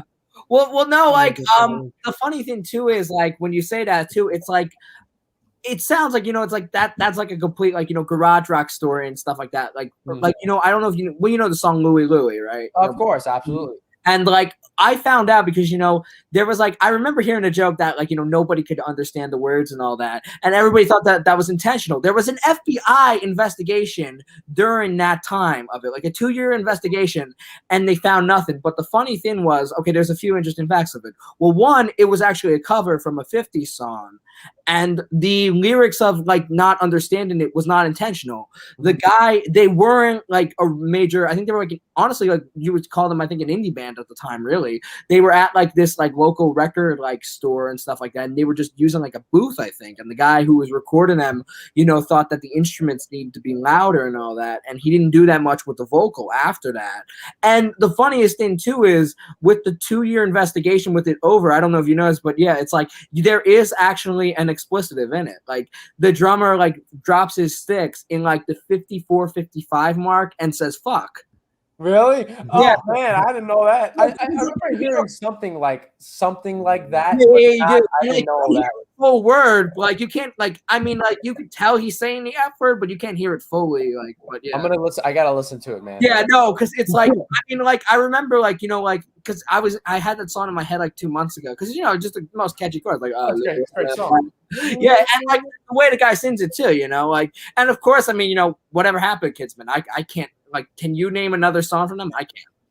No, I can't either. Yeah, no, like, and it was one of the biggest songs of 1963, and then like, of course, then the British invasion happened. The Beatles came and took everything. Yeah, exactly. And well, it's funny because I know you mentioned, and I know we've talked about it before, but because like. It's like what you said earlier, like when you listen to a music or like a song, it's natural. You naturally like it. And a group that I've been getting more into lately, listening to is actually both like Crosby, Stills and Nash, but also the band. I love the band. Yeah, I love the band, man. I listen to them probably every day. Yeah, that's the same thing. The band. I was just listening to the like song, like, and like I'm like still checking out new songs from them because I don't know everything from them, but like stuff like the stuff I've been listening to more from them is stuff like Stage Fright, that song, like Whispering Pines, Life's a Carnival, I mean, of course, like the best stuff, like The Wait, Up on Cripple Creek and all that. I mean, The Wait is actually just like, listening to that song. Like, I know I'm going to go like whole nerdgasm here. No, dude, keep going because actually, even the way how that whole song is produced. Yes. I mean, it's just the way that the chord is in the beginning, like how like Robbie Robertson does that, like, you know, it's so simple. It's just like, I think it's like, I don't know if it's like a banjo, but it sounds like a banjo, you know, just plucking on the strings. It's so warm. It has all this like warmth. Yeah. You know? And then like Levon goes, like does his thing, and then like, you know, the rest of the harmonies with Rick and Richard and all that, and like, you know, just like doing that whole thing. And of course, I mean, you know, the organ, like, because, you know, that was like the thing with Garth Hudson. He was like known as like the guy who brought the sound. Like, if you listen to something like on Music Big Pink, like Chest Fever, I mean, what like Robbie Robertson says, if you like that song, it's because of Garth Hudson, you know, because the way the organ just rises and like the bam bam bam bam. That's how I feel about It Makes No Difference. Oh yeah. In the chorus, the way how the organs just like sit right underneath like the chorus. It just like, it's like a dagger like right to my heart, and I get like these goosebumps, and every time like I feel like all these emotions. Well, every time I hear that organ creep in underneath the, I'm like, oh my god. Well, you know what's something like, I mean, have you seen the movie The Last Waltz? Yeah, of course. Well, like the one scene that, like, and people react to it on YouTube, and like when I watch it, like I'm like, oh my god, this, like when they do the weight with the Staple Singers. Yeah, it's like, awesome. Oh my god, like when I watch that, it's like my mood just like Jesus. It's like if I was feeling sad or if I was just not feeling so good, I'm just like totally happy now. It's like this, like listening to it and just like you're just in a total trance. I mean, you're just like staring there, like it's like when I was listening, it was like I was like hypnotized. I'm just like watching it. It's like damn.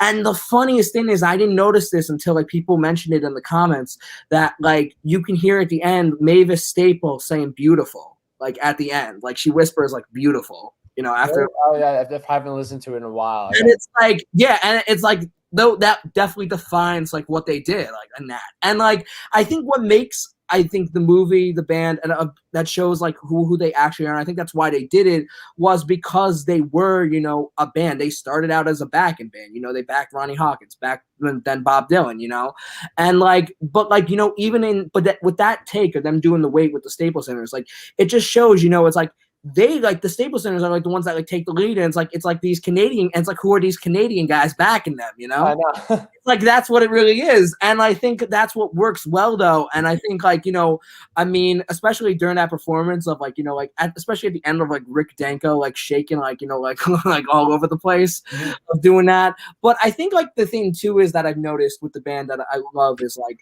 well, Levon, of course, when everybody talks about the band, it's like Levon Helm, you know, the drummer that can sing, you know, the only drummer that is the best singer, and drummer at the same time. And of course, Levon's got the great voice. You know, on The Weight, Night They Drove Dixie Down, on Cripple Creek, Ophelia, yeah, like all the great stuff he does like a hell of a job on. But another like singer I feel like of the band that like nobody gives that much credit to is Richard Manuel.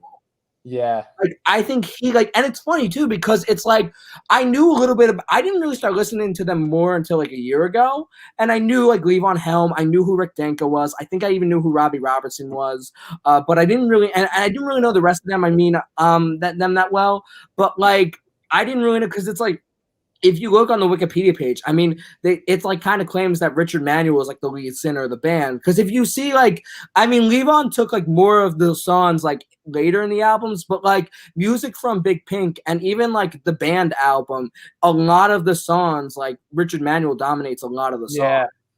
Like, I mean, yeah, and I think like the stuff that makes Manuel great with the songs, I mean, one of the best ones I think is on, you know, the opening track of music from Big Pink, Tears of Rage, the one that was also like co-written by Bob Dylan. Such a beautiful song. Like the way the organ, you know, like comes up, and it's just like, you know, this is like, you know, this is just something beautiful, you know, than just the way it's like, and it's so soft, you know, it's so like, you know, it's not like rough, it's not coming at you, it's just flowing, and you're just like, you know, and like, yeah, and it just works well, how, especially too, how it just just fades out and ends, you know. And then like even another song on it, like To Kingdom Come, like which is kind of an underrated song, and like has Robbie Robertson on it, and it's one of the only songs that like Robbie Robertson really sings like from the group, and Richard Manuel like accompanies him with that. And like I'll talk a little bit about like, you know, the whole stuff like with the Robbie Robertson feuds and all that, like with the copyright stuff and all that. Oh my God, yeah, I know. Yeah. But like the thing with like To Kingdom Come though, it's funny because like there was even talk. You probably know the story. I think they even mentioned in the last waltz how like Levon said that Robbie was not a good singer at all, and that they would mute his mic. And like you could see in performances, apparently, like, you know, like his vocal cords were like stuck out, like, you know, and they would have his mic muted. And one song, and like you can see that like kind of in the early stuff, like To Kingdom Come, like you can't really tell because Richard's voice is on it, so it sounds like a really good like two-part harmony going on. But go on YouTube and check out like like them doing it live in '69. It's just like it's a recorded version, and you could tell it's just Robbie Robertson, and you could tell like that Levon was right that they did that for a reason, because like people in the comments say, okay, I know why Robbie Robertson didn't sing, because it's like it's totally off key. You could tell it's totally by himself. It's not so much that too. It's the, you know, like the static is not good. The way the recording of it is poorly produced. It's just a bad recording. But have you seen that like on YouTube? No, I haven't seen that. I gotta check it out. Okay, but another thing too, like that reminds me of that with Robbie Robertson singing is like Festival Express though. Like there's like when they do the song, the Little Richard song, Slipping and Sliding, like you can actually hear his voice on it, and it's not so bad. And like the funniest thing is like people say in the comments, okay, wow, they didn't mute Robbie's mic on this one. And like the funniest thing too though is that like you can hear like the voice crack every now and then, like, and you can tell if there's a voice crack, it's probably Robbie. But the thing is with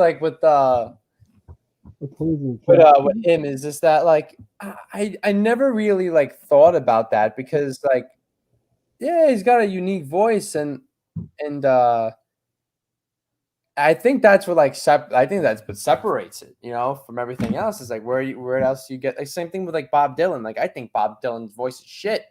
I think he's horrible. Oh my goodness! Don't even get me started with that. Yeah. Well, okay, I will say though, like, but like for instance, though, like, going back with the Robbie Robertson thing, there are two songs that I know of him that he sounds good on. It's like if you know the band album Islands, which was like kind of just put together for like, you know, the record. I know exactly. And the song like Knockin' Lost John. That's because the only two songs he sang lead on was To Kingdom Come and Knockin' Lost John. And Knockin' Lost John is like this one, like it's like with the first one was accompanied by Richard Manuel. This one's accompanied with Levon.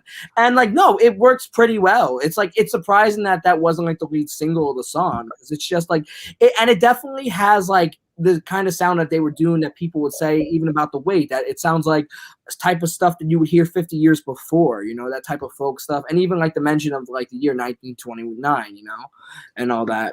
Well, what I love about the band is that they just did them, you know what I mean? They did their thing, and they have like their own sound, and and they just like stay genuine to their sound. And also to the name, like they're just saying what they are, you know. Mm-hmm. Like they're not coming up with like a fake name. That's just who they are, you know. The band, exactly.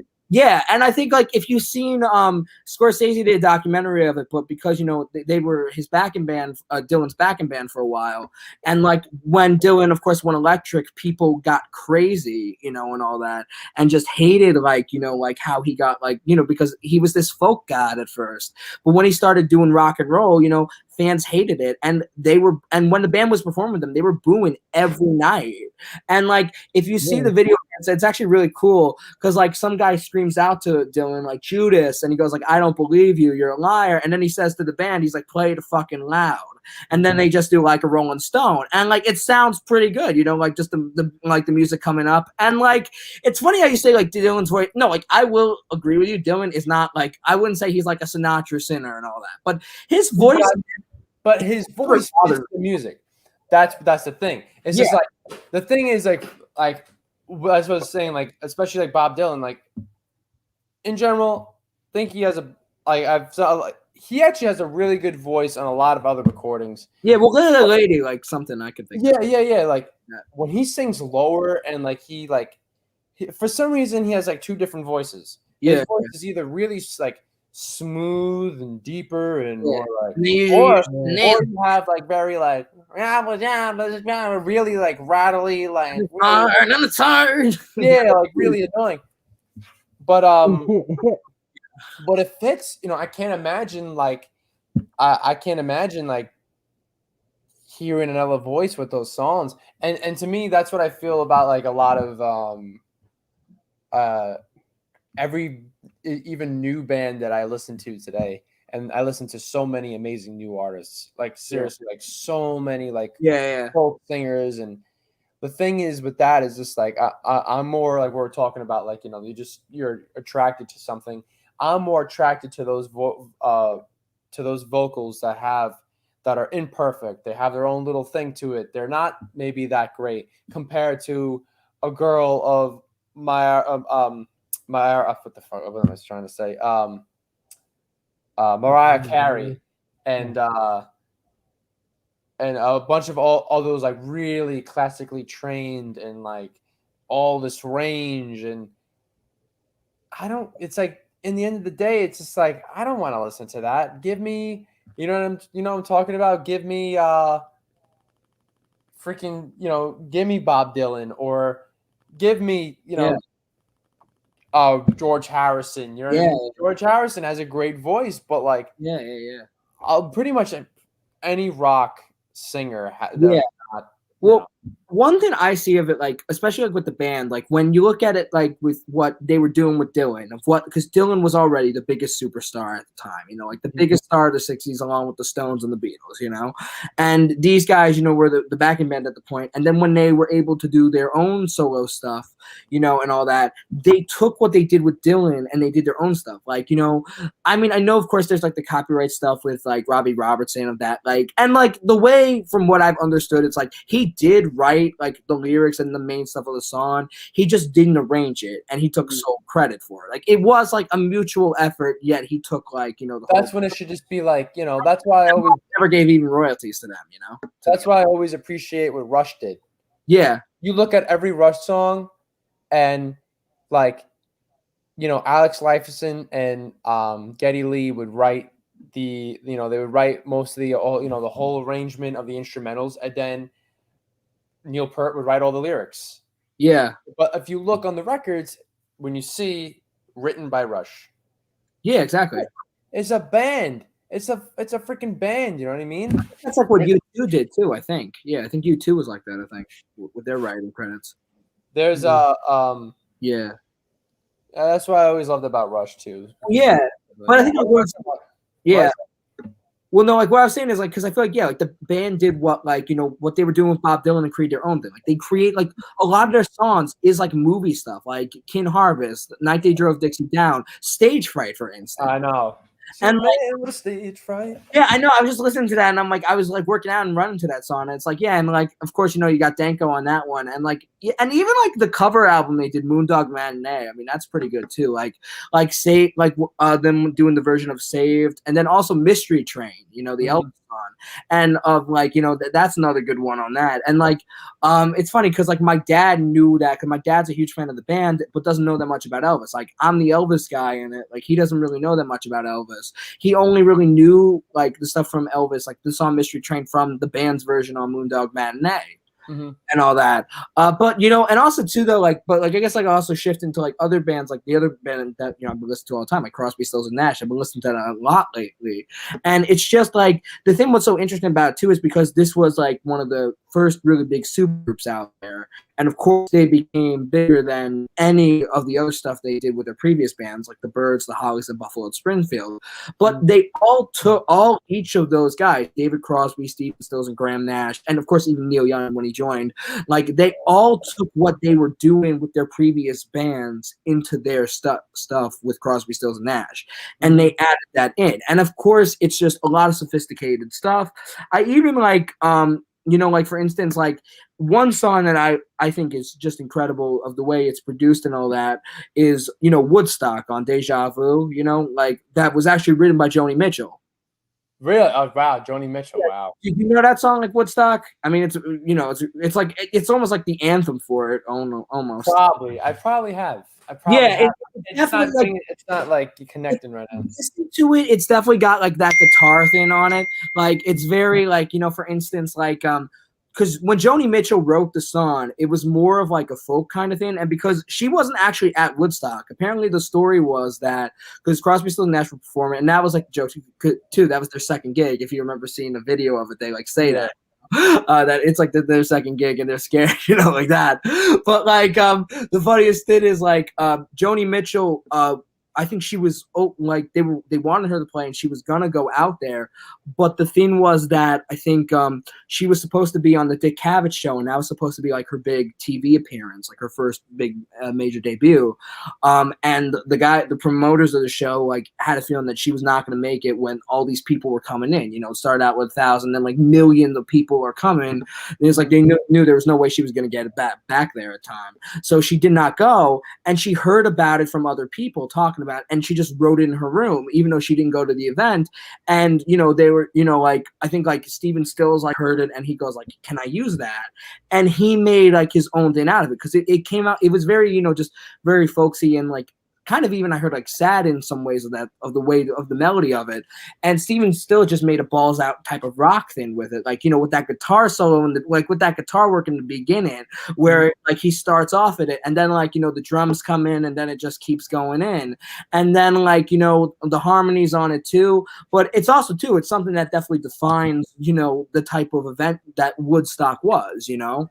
And I mean, other stuff like too, like, you know, Almost Cut My Hair by David Crosby is a great one. You know, I mean, hell, their biggest one, Sweet Judy Blue Eyes, you know, that one is one. I mean, that's one of their major ones. And of course, the one written by Neil Young, which is Ohio, which is, you know, probably one of the greatest protest songs of all time, you know. And all that, and especially of what was going on. And I think that's the thing too, you know, it's so funny too, you know. And like, you know, I think it's, you know, it's sad in some ways that they're still not together, because with everything going on, they would have probably, you know, could have done a major big album, you know. I know, man. I know. It's sometimes you're like, oh man, why didn't those bands just get together and do something? You know what I mean? Or like, even if you're not, but then you're like, oh, they're not even doing solo stuff. It's like, why, you know. But sometimes, you know, at that point, you know, they're older and they're just like, you know.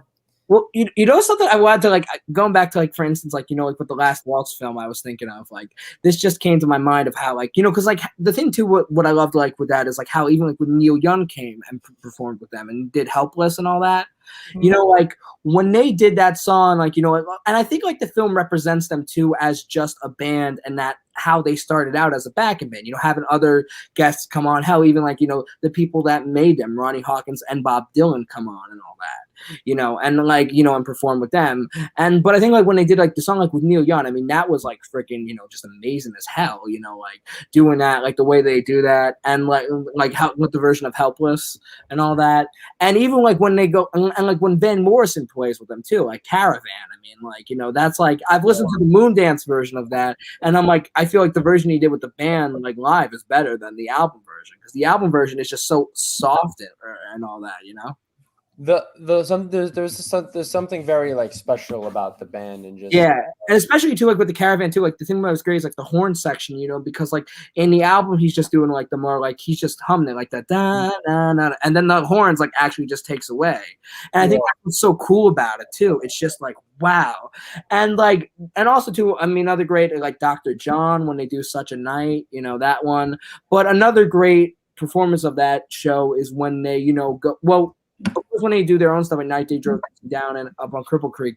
But I always think of like the last performance they did of it, which is the Bob Dylan song "I Shall Be Released," which was on their first album, which is like one of the most notable songs on that album too. And like I think what's great about it too is like how like what's so cool about it is, you know, how they all perform it together. Like everybody who was there, you know, like Neil Diamond, Dr. John, Joni Mitchell, like they're all like there with the band performing it.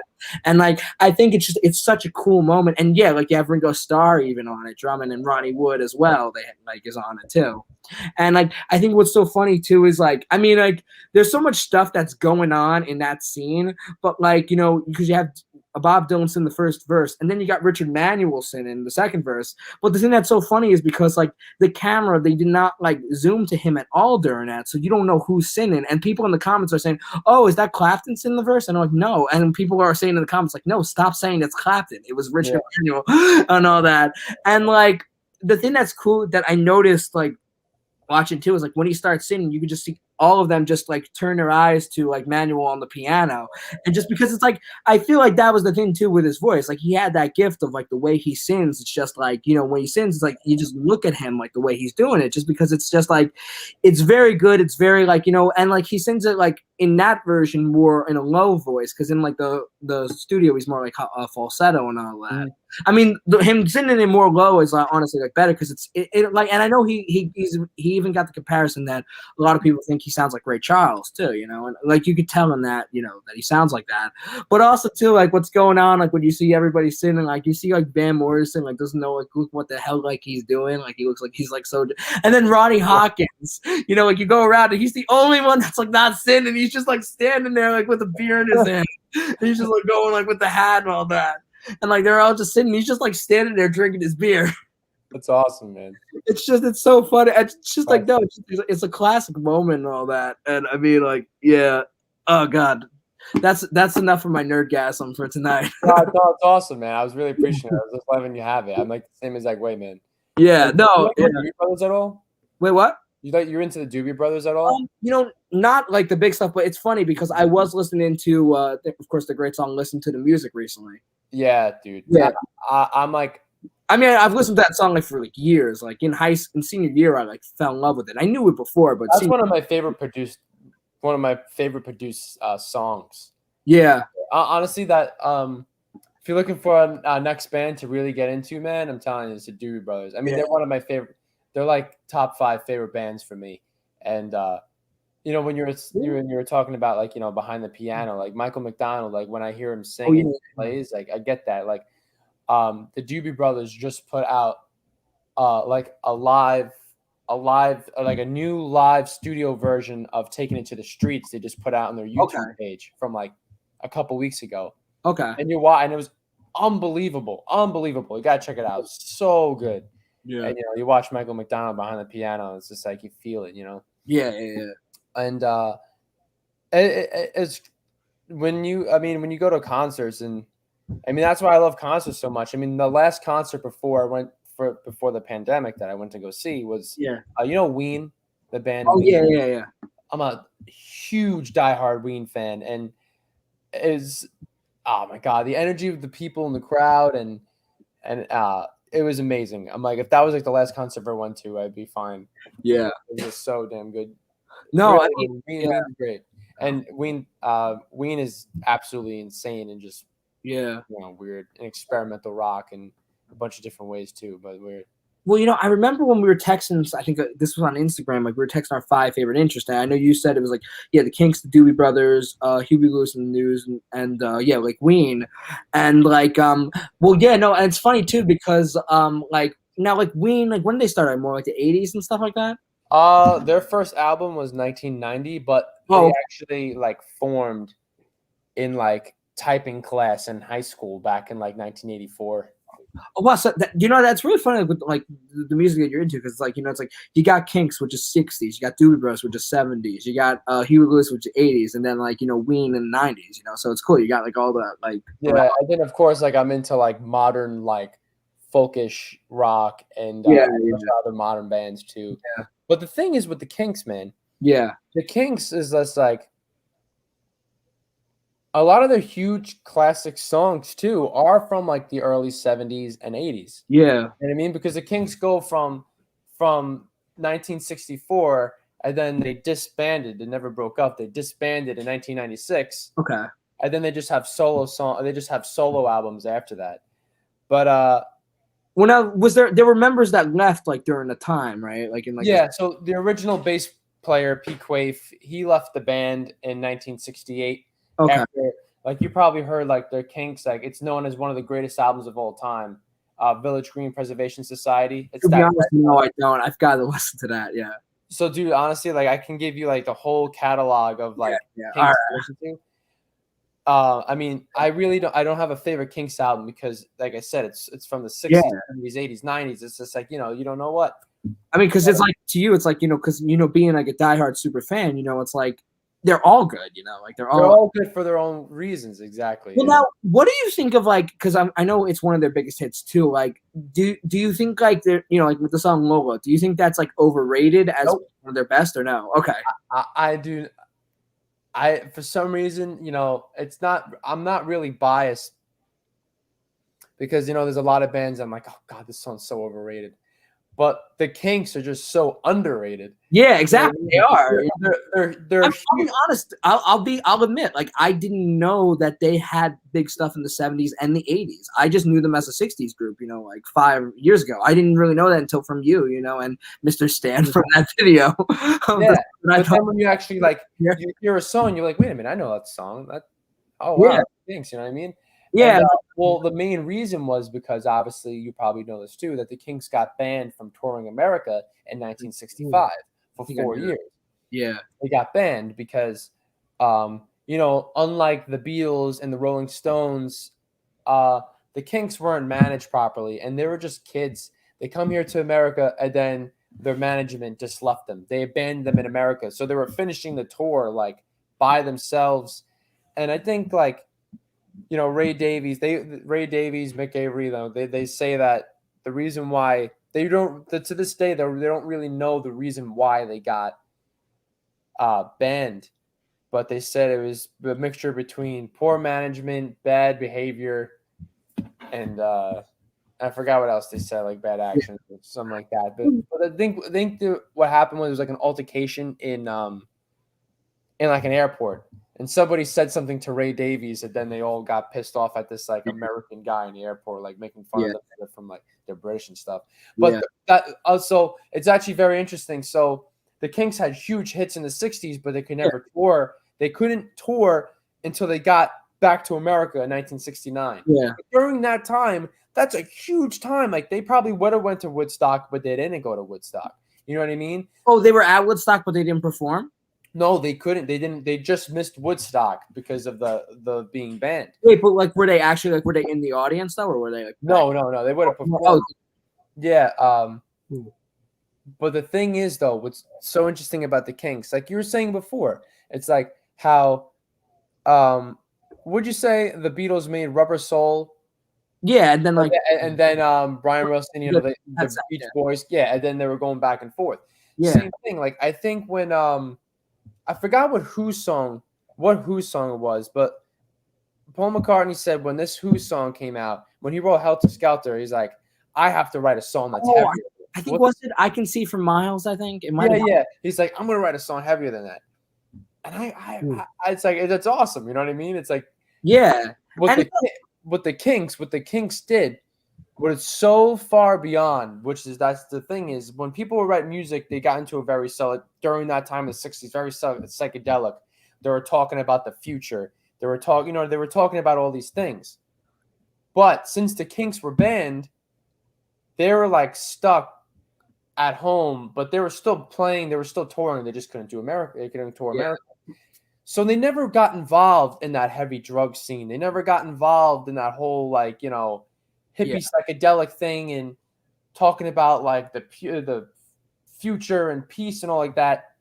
That's why Village Green Preservation Society is such like an amazing staple album, is because the whole album is talking about the past. What has changed? It's not the same as it used to be. You know what I mean? You got to take a listen to it. And the thing is, alt rock, there's an album that came out right before that in 1967 with Waterloo Sunset on it and a bunch of those like popular songs. That album, the Kinks created like alternative rock too. It's like you got I can go on and on and on. Oh, no, dude. This is like I love hearing this. Like I just like like this is just like I can add on like with certain stuff what you said. Like for instance, though, like when you like mentioned about it with Paul McCartney, like the thing that was funny too is like he's even said like with the Beach Boys song that was on Pet Sounds, of course known as like a single. Like, I mean, I knew the song before I really knew that much about Pet Sounds, which was God Only Knows. And like Paul McCartney has said that he thinks it's the most beautiful song out there, like one of the best songs ever made. And like in some ways, like no, I do think it's probably one. Like it's definitely such a beautiful song, and like I know a lot of people have said that they think it's probably one of the best songs ever. Like I think Adam Levine has said that too. A lot of musicians have said, like, when you think of the best, have to think of the best song all combined. Like a lot of them say, like, God only knows, you know. Yeah. Which I mean, that's always like the big popular one that you hear. Well, yeah, because it's like, I mean, that is the thing with the Beach Boys too, and there's a lot with that. Like, I don't know if you've heard like the stories like with Mike Love and all that of how much, like apparently he's a very he's a very big egotistical guy, and Brian Wilson has even said that in interviews. And the funniest is, you have to look it up on YouTube, is his Rock and Roll Hall of Fame rant.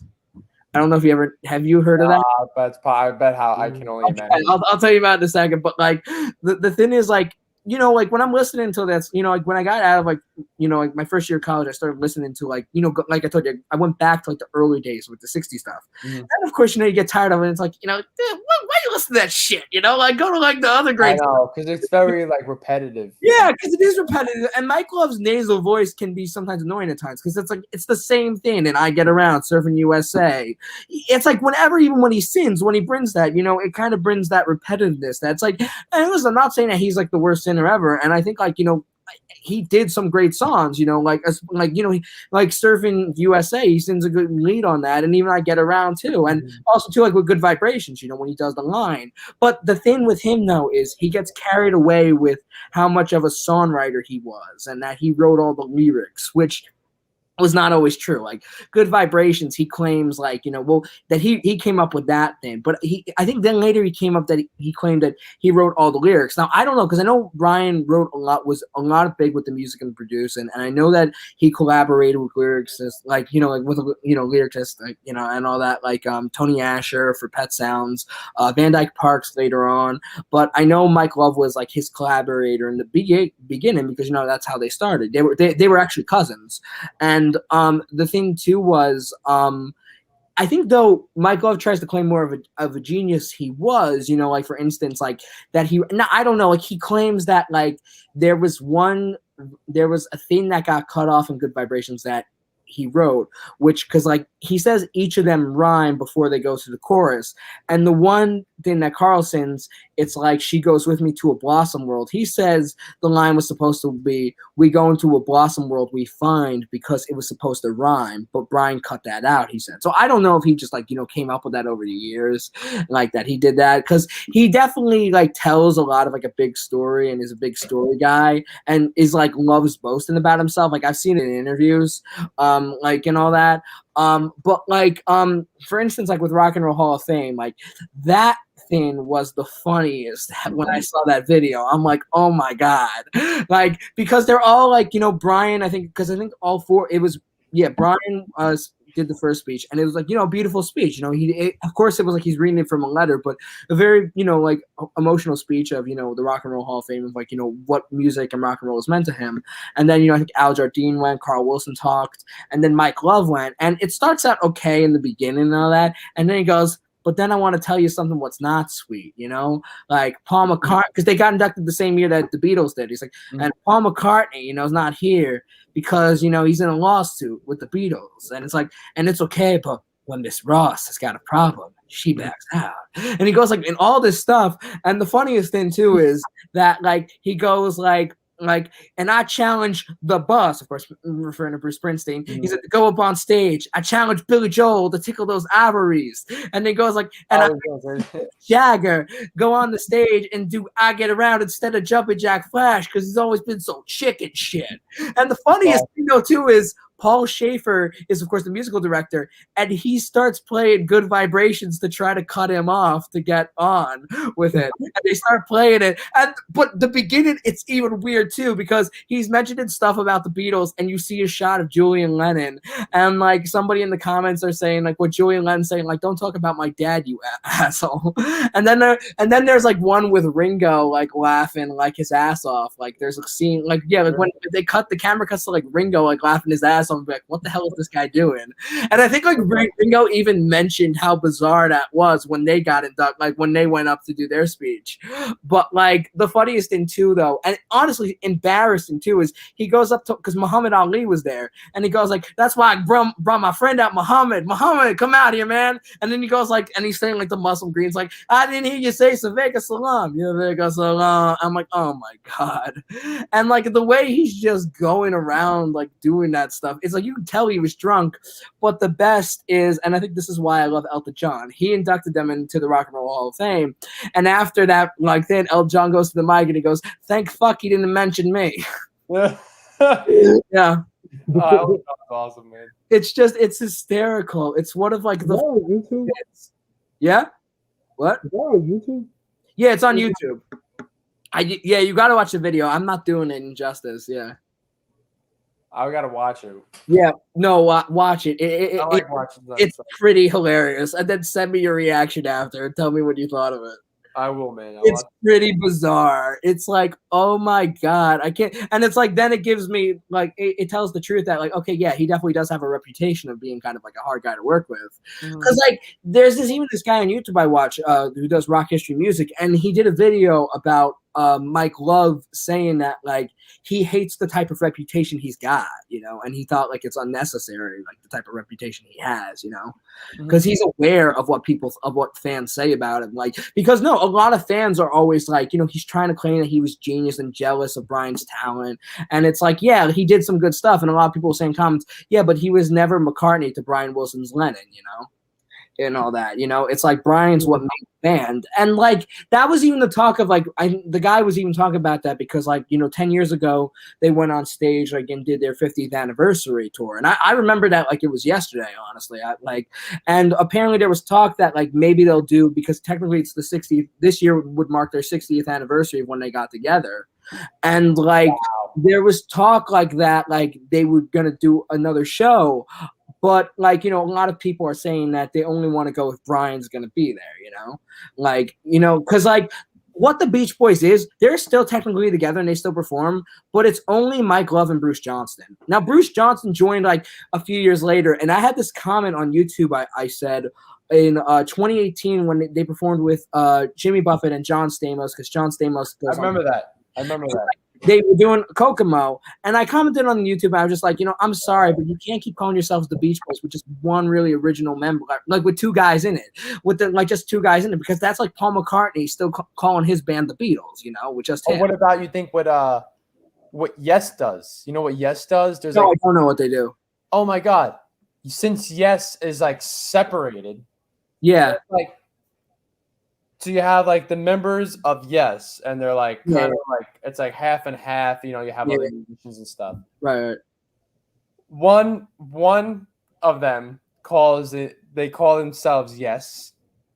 I think this is what I think. This is what I think. If my memory is correct, one calls themselves Yes, and then the other group they call themselves Yes. Of course. They're both Yes. You know what I mean? It's just like, what? No, classic. I mean, yeah, that's the thing though too. It's like, so I said that comment and people, you know, had mixed reactions. Some people agreed with me and some people were coming at me. And like somebody said something about like with Queen, like with Roger May and like, Brian May and Roger Taylor. Like how they're together stuff. And I said, okay, yes, but they were both original members. Mike Love is the only original member. Bruce Johnson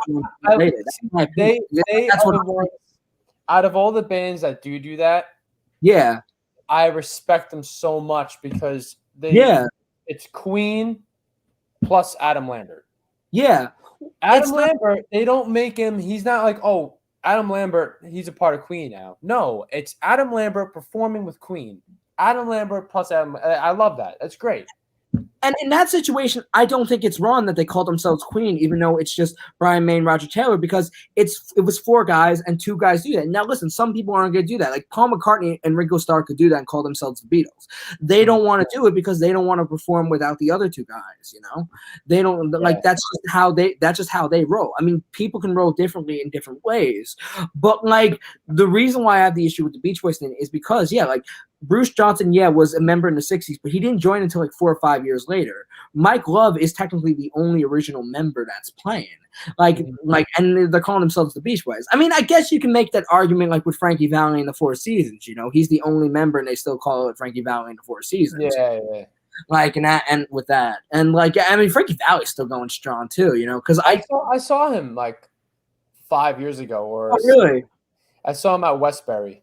Somebody I knew who was in college with me was interning at JVC radio station and was working a Frankie Valli event, you know, like, and this was in like 2019, like he was doing. Wow, that's awesome. And like, yeah, like the other guys are not. Unfortunately, it's really sad. 2 of the members just died because of COVID. Really? Tom Vito, who was like one of the older guys, like died of COVID in like 2020, and the guy who replaced Nick Massey on bass, Joe Lawn, he just died like 2 or 3 months ago, and it was COVID as well. I know the bass player from ZZ Top just died today. Oh, really? Jesus. Really? Yeah. I saw ZZ Top too at Westbury, like. Oh, really? Yeah. 2015. Yeah. I'm not a huge fan. I know some of the stuff they did. Like, I know that, like, well, I know, like, I've been listening to the song when I run Tush. Like, I know that's a good song. Yeah. But, like, it's funny because, like, with Frankie Valli, I saw a recent interview with him because I don't know if you know the show The Sopranos at all or if you're a fan of that. Oh, absolutely. Yeah. There's a lot of King songs. There's like 2 King songs. Oh, yeah. Like, David Chase was even thinking of actually having a King song as, like, the theme song, you know? Oh, really? That's what it was too? You know, before they had the, you know, like the great song, you know, it's a great song that opens up the theme of it. Like, you know, perfect song. Yeah, but like they were thinking of doing like, you know, start like having the song be different every time. It one time being a Janis Joplin song, they thought of like a King song, you know, they were thinking of doing that, but the network told them that they needed like a continuity type of thing. But like, cause you know, Frankie Valli, you know, he's in like, he has an appearance in The Sopranos, like later on where he plays like one mob guy. And he was in, I don't know if you know the podcast Talking Sopranos with the 2 guys in it, you know, Michael. I think so, but I haven't seen it.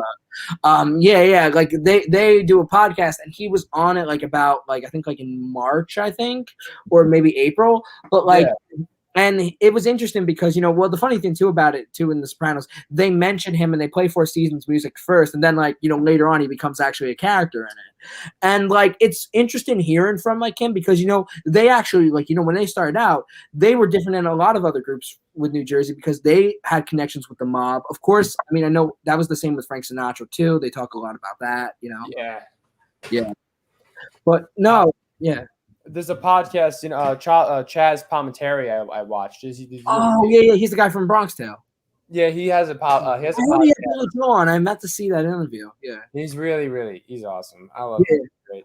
Yeah. I mean, I haven't seen Bronx Tale. I mean, Sopranos. I was like addicted to that show like a few months ago. That was like I saw that show like both like I binged watched it twice. You know, like, I have to really get into it. Oh, you haven't seen it all the way through? No, I haven't. I have to. It's like right up my alley for like the stuff. It's such an experience, and I mean, I'm like to get a little bit of a tangent. I mean, Gandolfini is like one of the. I think like I've always said, my favorite movie actor is Tom Hanks, but I think the best actor is James Gandolfini. You know, my favorite actor is Al Pacino. Oh, well, yeah. I mean, he's definitely up there for me, too. Al Pacino, Dustin Hoffman. Yeah. I mean, even Dustin Hoffman, yeah. I mean, I like Robert Redford. You know, he's very good, yeah. But yeah, no, Al Pacino. Oh, God, yeah. But, like, the thing about The Sopranos, too, with what makes it work so well is that James Gandolfini is what makes the show works, you know? And I think it's funny because Tony Soprano, this guy is not a lovable person at all. This guy's one of the worst human beings that you could find ever. You know, he's a murderer, he's a cheater, he does all that stuff. You know, he's like, he's a sociopath, really. And like, you know, but the thing is, James Gandolfini plays him in a way where you love him because that was just that type of personality he had, you know, and all that. And he plays him in some ways like, you know, because of course, James Gandolfini is not, I think, like somebody that I think like when people like in Hollywood think of as like appearance wise in some ways, but he makes you think that. He makes you think he's the Brad Pitt or like, you know, the James Dean, you know, because he plays that. Like he puts that right there, you know. He makes it think that he's, you know, like when you see it, it's like you see he's no different than like a Robert De Niro or a Brad Pitt or like, yeah, or like even a Tom Cruise, you know, and all that, you know. Yeah. He's there in the moment and he just knows how to like, you know, act with like the type of emotions where he goes from happy to sad, you know, and the way he plays the anger too. And from what I heard, you know, of like the anger in Tony Soprano's character was not in the script originally. Like in the scene that Michael Imperioli talks about, the one who played Christopher, like he talks about that, like in the first episode, there's a scene where he's like, you know, fed up with the mob like life and wants to, you know, work for like movies and wants to like do like, you know, some scripts about the mob, you know, in Hollywood.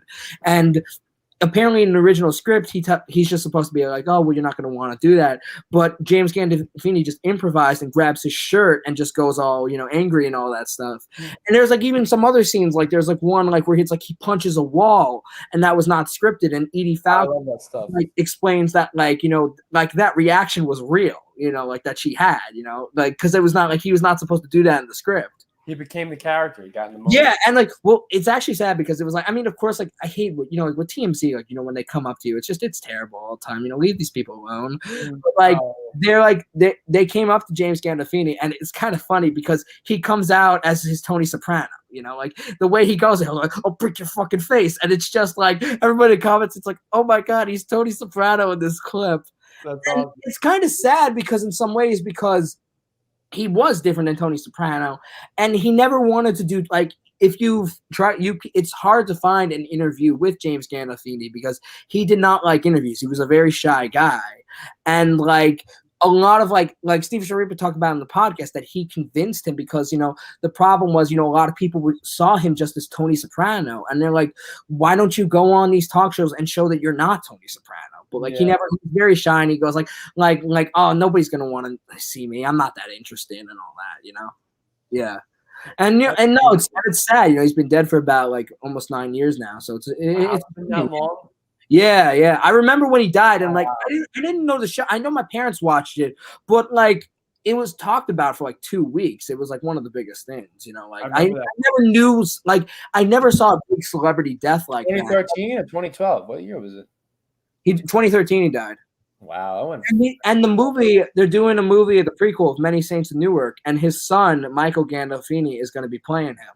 Oh, I think I heard something like that. Yeah, I saw the trailer. I mean, I'm a little skeptical of it because they keep pushing back the date of the film, and I hear like when they push back the date of the film, it kind of is expected that it might not be so good.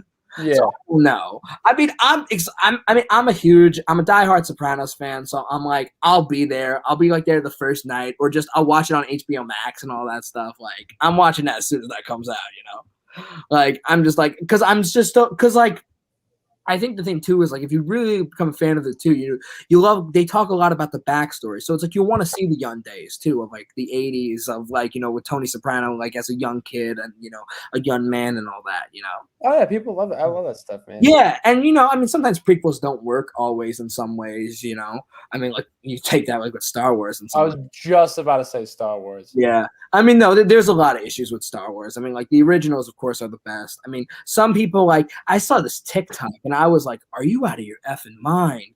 This guy like talked about how the prequels, like where he ranked like what your Star Wars movie says about you, and like he was comparing like the original like movie, like the prequel movies as the best ones, and this is what he said about the first three, that like if you like the old ones, that just means you're nostalgic and you like old shit. I mean, like, are you serious? That's all you're gonna say about that? No, it's just like the time. I saw it on TikTok and I was just like, what the? And you know what the funniest thing about? I mean, I don't know why, but like he deleted it. Like the guy who did it, like he deleted it like a week later.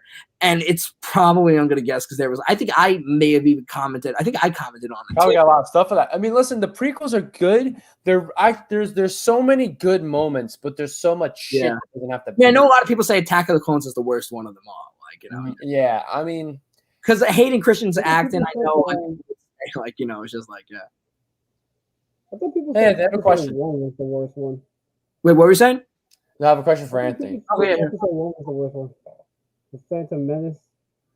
Oh yeah. Anthony, what is your favorite band? Overall? See, that's kind of a hard one just because I listen to like a lot of music and I kind of just jump around between stuff. What is like your go-to, like something that you don't have to think about? Like what is your go-to like song or band, or just like you don't even have to have a favorite band, just like because usually I always say like sometimes like your favorite bands is like like is the ones that you just always go to. Yeah. All right, so I'll name some people, but honestly, like, there's a lot of stuff in general I need to like go back and listen to because there's a lot of stuff I haven't really listened to in a while because I've been so busy with stuff, so I haven't had a lot of time to like listen to a lot of music lately or in the past. Of course. Yeah, of course. But all right, so we have so you got Pink Floyd. It's definitely a favorite of mine. Right, yeah, of course. Absolutely. Daft Punk. Oh yeah, Daft Punk's great. Yeah, that's another one. And then some other artists I feel like I haven't listened to enough, but from what I've heard so far, I'm digging. Like Rush, Zeppelin. Oh, I love Rush, man. Rush is one of my favorite bands. I like from what I've heard of the Black Keys, I like this stuff. Well, I've only heard like the big hit, well, that one big hit they had for a while. I listen to the Black Keys are awesome, man. Wait, I'm taking my cat out of the room. Yeah, sure. Yeah. I definitely need to sit down and listen to them more. So I've listened to some Power Funkadelic, but I realize they have so much music. I have to really like dig into with them. Pink Floyd, you said? It's a Palmer Funkadelic. I'm not sure. Mm-hmm. The funk band. Yeah. Because with that band in particular, they were like two different bands that kind of combined into one. Yeah. Yeah, so they have a huge like catalog of music. I'm just like, oh crap, I only hear like the always scratch the surface with those guys. So now but honestly, I just like, if I'm being honest, I like kind of like weird sounding stuff. So listen to Ween. Dude, listen to Ween. I'll send you some Ween. Yeah. Okay, what's your favorite video game? My favorite video game. Well, again, I have quite a few. So I'll put my favorite video game franchises. So we have The Legend of Zelda, Final Fantasy, Sonic the Hedgehog, Ratchet and Clank, Crash Bandicoot, Spyro the Dragon. Oh yeah, fun fact, Stuart Copeland, he actually composed the music for like the original Spyro the Dragon trilogy. The which one? Spyro the Dragon. Yes, that's right. I totally forgot about that. That's awesome that you remember that. I totally forgot that Stuart Copeland was behind that whole entire soundtrack. Yeah, and he also did like the theme song for the Amanda Show. That's crazy. Yeah, I didn't know that until Anthony told me. Yeah, dude. Legend of Zelda is one of my favorite franchises too. You know, Breath of the Wild changed my life. My brother's just been like obsessing over that. You know, I've been finding out some interesting stuff with that stuff too. Like, there's a lot of those like music composers for those video games. A lot of them were inspired by like a lot of that like rock and hip hop and pop and stuff like that. Oh yeah, a lot of the NES, a lot of the NES and Super Nintendo era, they took a lot. They took a lot from a lot of that. Yeah, like I would say it's a little more noticeable with stuff like Sonic the Hedgehog and Mega Man. Like that stuff is a lot more noticeable. Yeah, I was just thinking Mega Man. Yeah.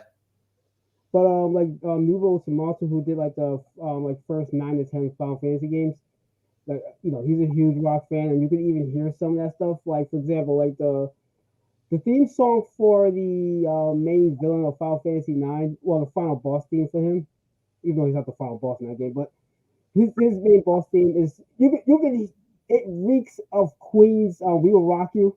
Mm-hmm. That is the theme song. Like, I have to listen to it. I haven't played the game.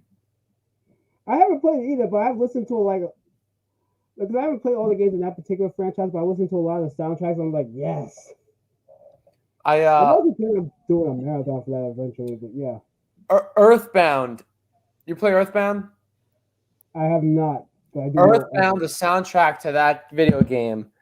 Oh my god, it's freaking mind-blowing. Earthbound, the soundtrack. I mean, I'm planning on doing like a drum cover for like one of those songs, but the soundtrack is so weird and like it's awesome. So great. It's really, really cool. Video game music. I listen to so much video game music. It's actually that is what really I would say that and like the anime that I watch, like that stuff is really what kind of shaped my musical taste. But there was one game in particular that really like did it for me. Mega Man Legends for the PS1 and the N64. I haven't played that. Like the first Yeah, it's like the first 3D Mega Man game. So they had like a music shop on there, and they had a whole bunch of stuff like classical, baroque, and all that. Yeah, yeah. And that's how I got into that stuff. That's how I got into jazz. That's how I got into rock music. I was like, oh, I like this. That's awesome, man. That's how I feel like a lot of people would happen with me too. Like how I got into like that like late 90s, like 2000, like that 2000s 90s rock and like punk was because of Tony Hawk's Pro Skater. And a lot of people, would say the same exact thing, Oh, the Beastie Boys. That's another one I'm really into. Yes, I love that group. Yeah. You Beastie Boys fan? Kinda, yeah. I'm cool with them. Oh, sorry. What were you saying, Anthony? I didn't mean to cut you off. No, I would definitely recommend them. I was gonna say another band I do plan on listening to more. It's like Rage Against the Machine because I've only listened to like a few of their stuff. Because they do yeah. But I was surprised to hear about the whole Kinks thing because again, I also associate them with just being like a '60s band. I didn't know they were still making music way beyond that. That's really interesting. Yeah, the Kinks. I mean, to put together, like I have my Kinks playlist that I always give to everybody on my Spotify account, and that Kinks playlist has like 190 songs on it. You know what I mean? It's not maybe even 200 now. It's like insane. Well, could you break it down of like what you think are the best, or like just go in, What are the, or just like like just talk about the songs on the playlist, or like the ones that this Well, when I first started putting the playlist together, I'm like, I wanted to at first, like I started just like piecing it together of like how I wanted to be heard, and I was even started off with like a 70s song, and then it went into like something from the 60s, and then the late 80s, and then after that, as time went on, I just started adding and adding and adding. Okay, so nothing like chronological. No, so what you want to do is like if you listen to the playlist, just hit shuffle and you're good. But honestly, it's like my recommendation is just listen to the albums. You know what I mean? I mean, I don't have a favorite Kinks album, but I have like go-tos, like recommendations. You know what I mean? Like if you want to listen from something from the 70s, like early 70s Kinks, mid 70s Kinks, and late 70s Kinks. You put those. It's just like what? It's like it's the Kinks, but it's just like it's amazing. You know what I mean? It's like late 70s Kinks, like 1978, 79. Heavier than like you go to like early 70s Kinks that it goes to more of like a band feel, you know what I mean? More drier, more, like that type sound. Yeah. Well, now let me ask you, Anthony, like what do you think of like Marvin Gaye? Are you a big Marvin Gaye fan? I love Marvin Gaye. He's amazing. Yeah. Big Marvin Gaye guy. What do you like? I wish I could listen. I haven't. I gotta listen to the full album of What's Going On. I mean, of course, I know the song What's Going On. I've listened to like Mercy Mercy Me, and I've listened to the song that ends the album. Oh, The Inner City or something like that. Like like rockets, moonshots. Yeah. Listen to the whole thing, man, from start to finish. Yeah, no, yeah. It's like, because I mean, the thing, like when you hear like the song, like What's Going On, I mean, it definitely brings a lot of like emotional strings to it. Like, and especially even of like the times of what's been happening now, it's just like, it's a definitely song that I think just brings a lot of like, joy. Oh, that's perfect, man. And I think like, even like, like when like, because 2020, I think we all can agree was a very depressing year and not the year that anybody wanted. But, listening to like What's Going On at the end of 2020 kind of made me realize, there's hope for like the future, like the hope for 2021, or just the hope in general for, for just like moving on, Oh, absolutely, man. I completely agree. Of course, like I heard it through the grapevine is a great one. And I mean, like there's good covers of it. I mean, his version, I think, is probably the original, like is good too, is great. I mean, I think, if you want to listen to I Heard It Through the Grapevine, listen to Marvin Gaye's. But the thing that's interesting about that song is that every group who's done that has done their own take. Like, if you've heard the CCR version of it that they did, like the they did their own version of it, really? Yeah, Creedence Clearwater did it. Yeah, they did an 11-minute jam, and it was on Cosmos Factory. If you know, I don't think I've ever heard that ever. And it was how I knew Creed for the first time was I listened to the Chronicles album when I was a kid, which was a compilation album, and basically went in order of all their albums and all that stuff. And I heard it through the grapevine was on there as one of their hits, even though it wasn't really considered that much of a hit. But it's just like it fits so well, and like because they start off doing the same stuff, like as the other, as the other stuff, as like the beginning of like the Marvin Gaye stuff, like doing all the verses and the chorus and all that. But then the jam just like picks up with like Fogerty, I honestly think John Fogerty is like one of the most underrated guitarists of all time. Like I think he's one of the greatest. I think he's up there like with Hendrix, Clapton, and then Page and all that. And I don't think he ever gets the credit he deserves for that because like Fogerty's just like incredible. That's awesome. And like the way the jam just goes through the whole thing. And I mean, like, and it just works well. And there's another one that I would suggest looking up on YouTube is when Elton John performed in Russia in 1979.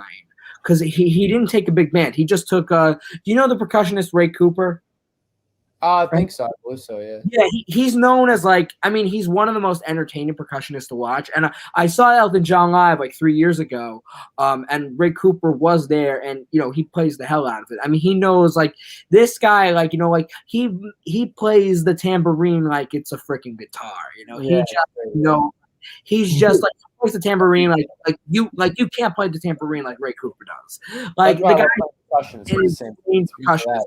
He can go on the drums and all that, but there's this like version of Elton John doing. I heard it through the grapevine. They were in the hotel and all that, and the people were asking him to go on stage, and he and Ray Cooper go on with the a little bit of the other crew that they brought with them, and they just start jamming to the song, and the version is just freaking great. And like in the audience, you can see Elton John's mother. And like he's just performing the whole thing, and like watching on YouTube, it's great. Unfortunately, you can't find it on like the streaming services because when I work out, when I would end, because like what I plan to do is like when I work out, like when I started out like working out, I would do like running like when I start, and then walk a little, run a little, and all that. But like when I end, I gotta like just run the hell out of it, and I always use that version to run to, like at the end. Because and it worked for me every time. It's such a fast groove and all that, and like it just works so well. Like the piano, and then just like the guitar solo and all that stuff. And it's a very funny video too, because like the manager comes up and it's like he's pouring him a champagne glass, and Elton John grabs his other arm and just pouring the champagne glass. And because Elton John is like a romance too. It's just like he's one of the most entertaining people too, Elton John. And I think like the thing that's great, like. What I think of somebody like Elton John and Billy Joel, like I think there's a lot of similarities because they were two piano guys, one American, one British, and all that. They were both big in the 70s. I mean, they both had their periods. Like Elton John, his fame was the early 70s. Billy Joel picked more fame up in like the late 70s, but like mid to late 70s. So it's like, and they all kind of like, I feel like there's a lot of similarities with Elton John and Billy Joel. And the reason why I say this is because if you look at Elton John's first album, Empty Sky, it wasn't really a big hit. There wasn't anything big about it. And then when you look at Billy Joel's first album, Cold Spring Harbor, that's the same thing. But then the second album Elton John had it had Your Song on it, and one of like the best Elton John songs ever on it. And then like Billy Joel released Piano Man as his second album, and that's like Piano Man, of course, it speaks for itself. Exactly, yeah. Still, like it's because that's the funniest thing too with Elton John and Billy Joel. Their most signature song is their like first hit that came to America, like that came to that got them popular, like Your Song for Elton John and Piano Man for Billy Joel. And then, of course, like as time went on, too, it was like then Elton John had Tumbleweed Connection, which I think that album gets not as much credit as it deserves. Like there wasn't really any big single on it. So like Burn Down the Mission and all. Burn Down the Mission, I think, is one of the best ones on it. Country Comfort, Son of Your Father, My Father's Gun. I mean, a lot of those stuff are good. Come Down in Time. What's one of my favorite Elton John songs ever? Yeah. Street Kids. Oh, isn't that on that's on Rock of the Westies, right? I think so. Yeah, that's the one with he's like wearing like the glasses. Yeah. That's one of the albums. Like I don't know a lot of those songs from that album. That's like one of them. The Street Kids is one of my favorite Elton John songs. Yeah, it's funny. Well, I love like on that album. Like I feel like a bullet through Robert. Yeah, like Robert Ford. That one. Like I feel like a bullet in the gun of Robert Ford. Now you're gonna put me on a big like Elton John move. Yeah, and then of course, Island Girls on that album. Grow Some Funk of Your Own. I mean, oh my God, like that's like a different type of Elton John song with that funk in it, and like it's just so great, like how he does that, you know, like yeah, the jamming on that. I mean, stuff too on like even Captain Fantastic. I mean, another song I love his is "The Bitch Is Back," you know, because that's like his theme, you know. Mm-hmm. And like it's funny because like you know like when it came out, you know, it like on radio stations they had to censor it because it had that word in it. And like how can you censor it because that's the main thing of the song, you know? So it's like if you like bleep it out, you're bleeping out like the whole song, you know? It's like oh you'll hear at the end because they end with it doing like the bitch is back, bitch is back. So you're gonna hear in the song. I can't even imagine what it would be like censored, you know? But like, no, I think that's like one of his best songs too. And I think because it's like it's talking about him. He's the bitch in the song because Bernie Taupin wrote it as Elton John apparently was in a pissy mood one day, and Bernie Taupin's wife said to him, "Oh, well, the bitch is back," and that's how Bernie Taupin came up with the song. And like you know, and I think it works well for like what Elton John is like of his personality too, because like there's a story I heard like where he was on like because he and the band got like a private jet when they were like the biggest thing in like '73, and they had like piano on all that, and Elton John's in his like you know master bedroom there, and like everybody's telling him to come out, he's being like very prickly and all that stuff, and like there's somebody playing and there's like a piano noise playing, and he's like shut the hell up, and it was Stevie Wonder playing the organ. And then it's like he felt like a total prick. Wow. You ever hear the thing that Steve Harvey said about Stevie Wonder? No, I don't think I have. What do you say about him? Steve Harvey, like they're Stevie Wonder and Steve Harvey, they're like really good friends or whatever. Oh. So I think this was like back in maybe like the 90s or something, or I don't know how long ago, but Steve Harvey got a new car or like a new truck. So Steve Harvey went to go. Steve Harvey got a new truck or something like that. Yeah. Car or whatever. The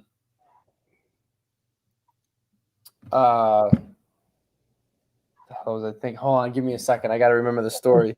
Sure, man.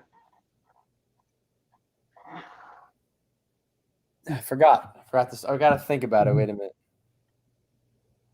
Forget it. If I remember, I'll let you know. Oh, yeah. Well, no, text me later if it. But like, well, that's the thing too. I just noticed because, like, you know, when Stevie Wonder was inducted in the Rock and Roll Hall of Fame in '89, I just came across the video of his speech, and like, the thing about him is like, there's no other individual like him. I mean, the guy's like, you know, in the mind, like, has like one of like the biggest. Like, I think the thing about him is like, he's just a walking influential guide. You know, like he just has so much, I think, inspiration or just so much, you know, wisdom that he like I think like has taught over the years of his life. You know, especially in his songs. You know, of course, because like in the early years he started out as a kid act and doing songs from other songwriters, and then like the '70s happens, he's got Talking Book and he's got like his own stuff. You know, like Superstition.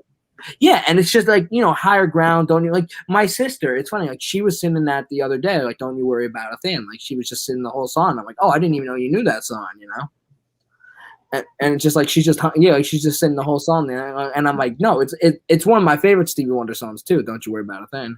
Oh, I think so I remember. So like Stevie Wonder, he calls up Steve Harvey. He's like, oh, I'm outside or whatever. And he goes, oh, where are you? He's like, oh, I'm taking your car for a spin or something. Or he said something like that. Steve Harvey goes outside, and Stevie Wonder's in the passenger seat, like in the car driving it. Like, oh, he's in the driver's seat. Oh, like he's actually so like freaked him out or something. Oh, that's funny. Well, yeah, no, because I think the thing that also another thing about Stevie Wonder, I think that is so influential and just I think of what he was as a musician was the guy did like pretty much every instrument on the recording too, you know. Like he did all the instruments, the drum and the bass. I think even the backing vocals. That was the same with you know, Prince too in the '80s. You know, even though he had the Revolution. What? Oh, yeah, Prince is amazing. Yeah, Prince is one of the best. And like, not that I don't love Michael Jackson. Don't get me wrong, but I think like you know, Prince. I feel like is definitely some ways beats Michael Jackson in some ways. I agree. What? Oh, totally. I'll be back in 1 minute. Okay, yeah, sure. Yeah, I guess the reason why I say that is because, you know, okay, Michael Jackson was great because, you know, he started out in the 70s doing like I Want You Back, I'll Be, you know, yeah, like I Want You Back, ABC and all that stuff. And then he does stuff like you know, and then he does Off the Wall, which is great and all that, and Thriller and all that. But he only released technically like you would say like 4 albums in the 80s, 2 with the Jacksons and then 2 by himself. Prince had like an album basically every year in the 80s except 1983. Like that was an album in 1983. Wait, what? But I think he had an album in 1983 or the 1982. Well, 82 was the 99 album, which was like put him on. I think he was already like getting traction and all that, but I think by 1999 he was already a big star. And then Purple Rain just like shot it even more to like him being like, you know, like, and he was like, let's say like the one of because I guess then like, you know, with 1999 maybe probably made like the biggest star in the country or something like that, and then like, you know, or like biggest in the countries, and then like by Purple Rain he was the biggest star in the world and the planet, you know, like this, yeah. I did hear something interesting though. So, I mean, there's still some debate about this, but like with I guess with both him and Michael Jackson and Prince, like, so apparently Michael Jackson had actually composed like the music for the like 3rd Sonic game. Oh, I didn't know. Yeah, Michael Jackson did. Yeah, but what happened was apparently is that you know this is around the time when the allegations or whatever started happening. So they were gonna try to rework the soundtrack so his stuff wouldn't be on there. But if you actually listen to like the songs, you can hear his influence on there. So yeah, he more or less like made the soundtrack for that game. So I was like, oh, okay, that's pretty cool. Wow. I also heard that Prince might have done that too. Maybe. Sure about that. I think he has. I just need to look it up, but yeah, I think that was an interesting thing. Prince was like a different, you know, like human than anybody else in some way, you know, like he was not like, I mean, I'm not gonna say like because I know that he was very camera shy. He didn't do that many interviews. I don't think he actually really did a public interview until like 1985, and he was already like big at that point, and he was already around for like 7 years, I think, at that point, you know. But like I think his first interview was like on MTV in '85, and it's like he already had Purple Rain and all that. I think that's like when he built like, you know, when he had that mansion, Paisley Park, that he made the recording studio in.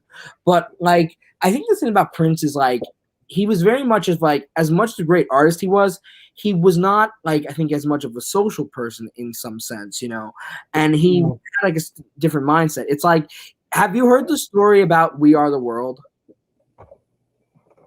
What, with him? Yeah. Okay, because the story was, because of course you know that Lionel Richie and Michael Jackson wrote the song. Yeah. And of course, you know, what? Oh. What? No, I was just saying, because basically every artist on that song, like, you know, like was like the biggest star in America, because it was everybody from the US, and the only like really big star that like was not on it was Prince. And actually I realized like when Jimmy Kimmel said that the only star that wasn't on was Prince, that's actually not true. The other star that was not on it was Madonna. Like I don't think yeah, Madonna wasn't either, and she was the biggest star of the 80s too. It's like, because that's what they say, you know, like in the 80s, the biggest stars was Michael Jackson, Prince, and Madonna, you know? Yeah.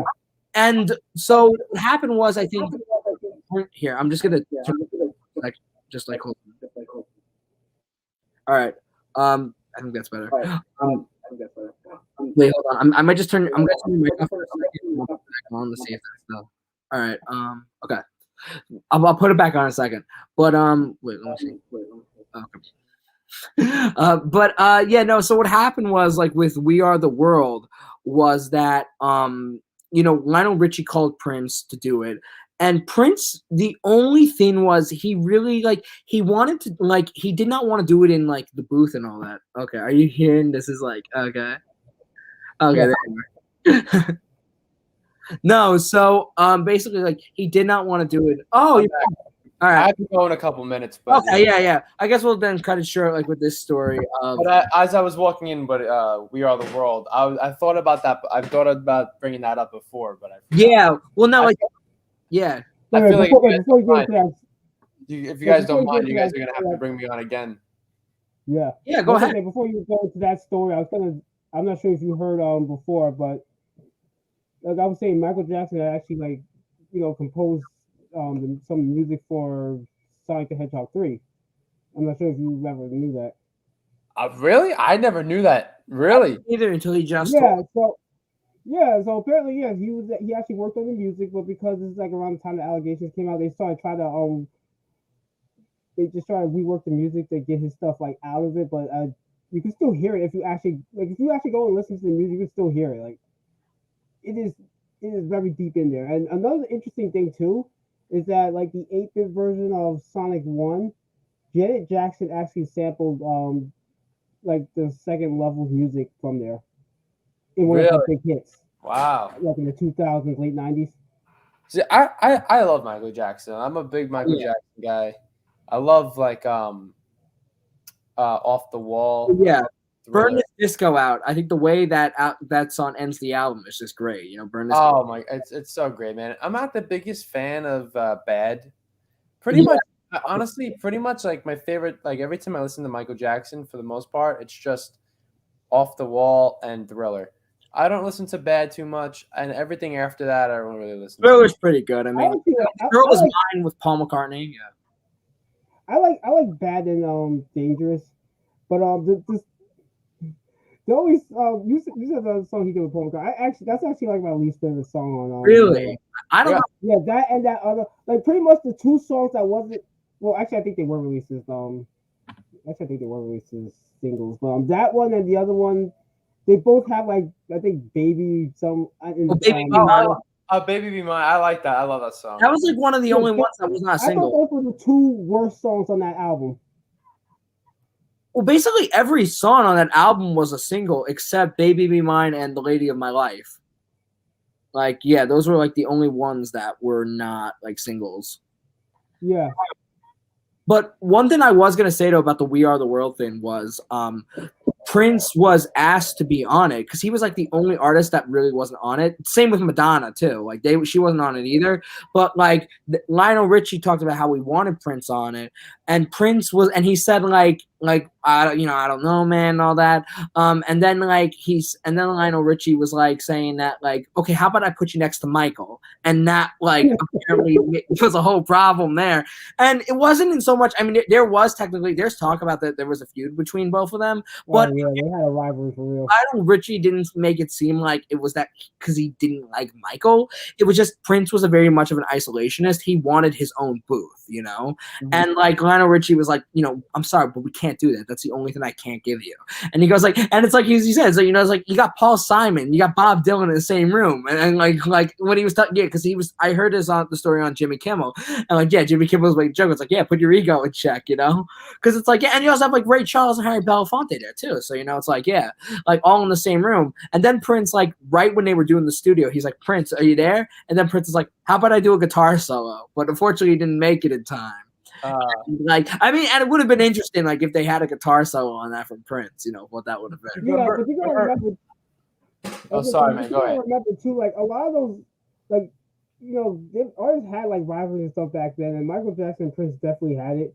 Yeah, you remember that? You remember that thing that they were supposed to do like a song together, and Bad. I think Prince declined because I think what was it? Michael Jackson said something like, "Well, your ass is mine." No, yeah, no, that's bad. That's like the song starts as "Your butt is mine." Yes. Yeah, no, like your body.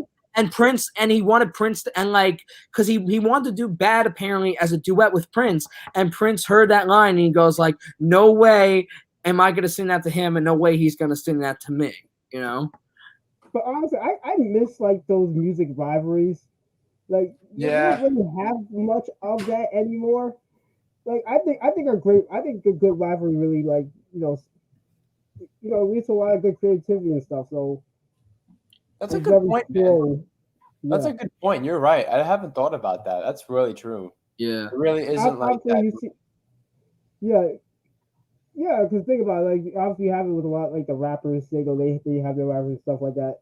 You also have like some R&B and pop scene groups, and you even have some of the bands. Because I think like the four big like thrash metal bands, they had their little rivalries going on. So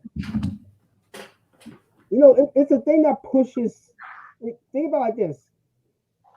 you have a rivalry with someone, you're competing with someone, so, and that's gonna push you to your to your limit or go beyond it. Mm-hmm. It's true. Yeah, you need that. You need that push. You need that extra. Yeah. Competition is good. Oh yeah, totally. Yeah. And if you don't have competition, it's just like it's like. Yeah. Well, that's Sabino. What was the story you wanted to tell? That's right, yeah. What story was it? You were saying something about there was like a story you had, like when we talk about We Are the World. I completely forgot. Oh no, that's right. That's cool. Yeah, but I guess because I know, I guess she said you got to get going soon. Yeah, I got a shower. I got to wake up at like 4:30. Yeah, no, I get you, man. So I guess I guess we'll wrap it up. I mean, I'm having really fun. This is really fun. Oh, no, this is great. I love hanging out with you guys. Oh, dude, it's awesome and all that. And yeah, no, we definitely we should definitely do something sometime. Definitely, you're definitely always welcome to come back on here, and all that. This is so much fun and all that. I'll definitely be. Totally be done. Yeah, you're also welcome to come on my show. Always leads to everything. Yeah, come I would love to, man.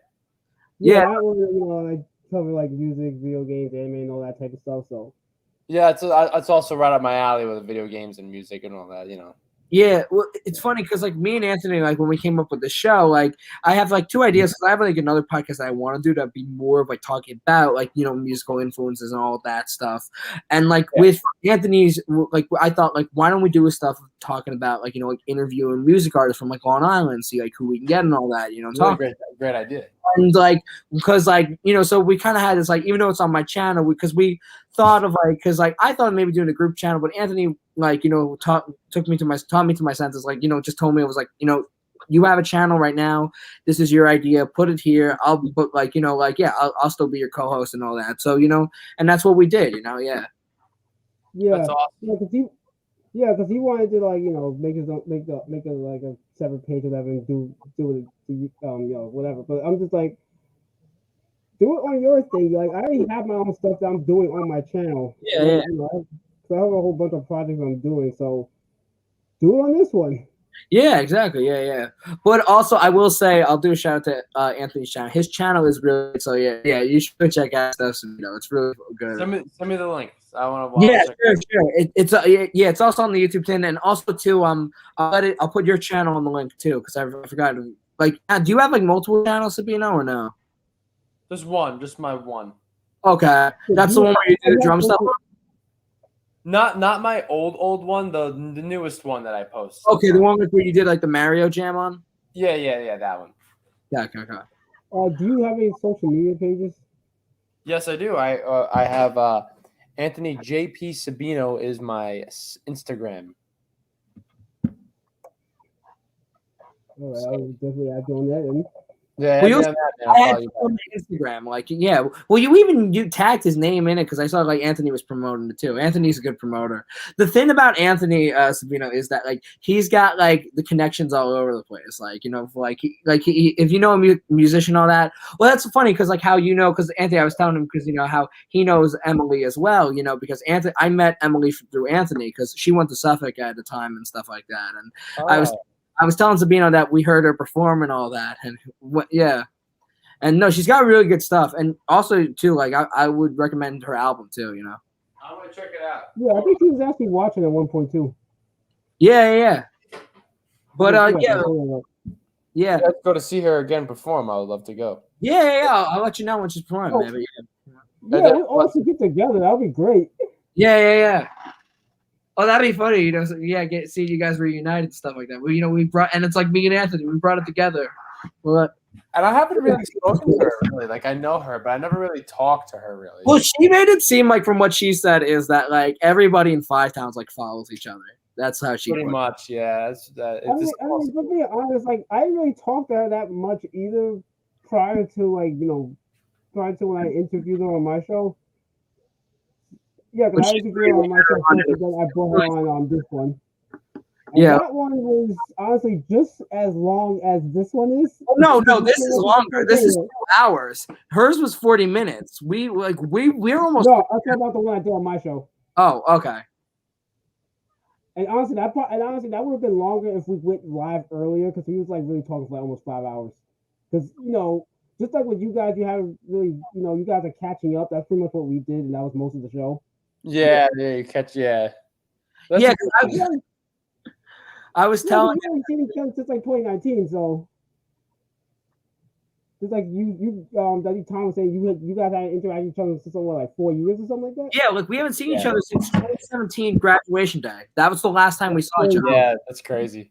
It's crazy. Yeah, no, but I'm really glad that you came on.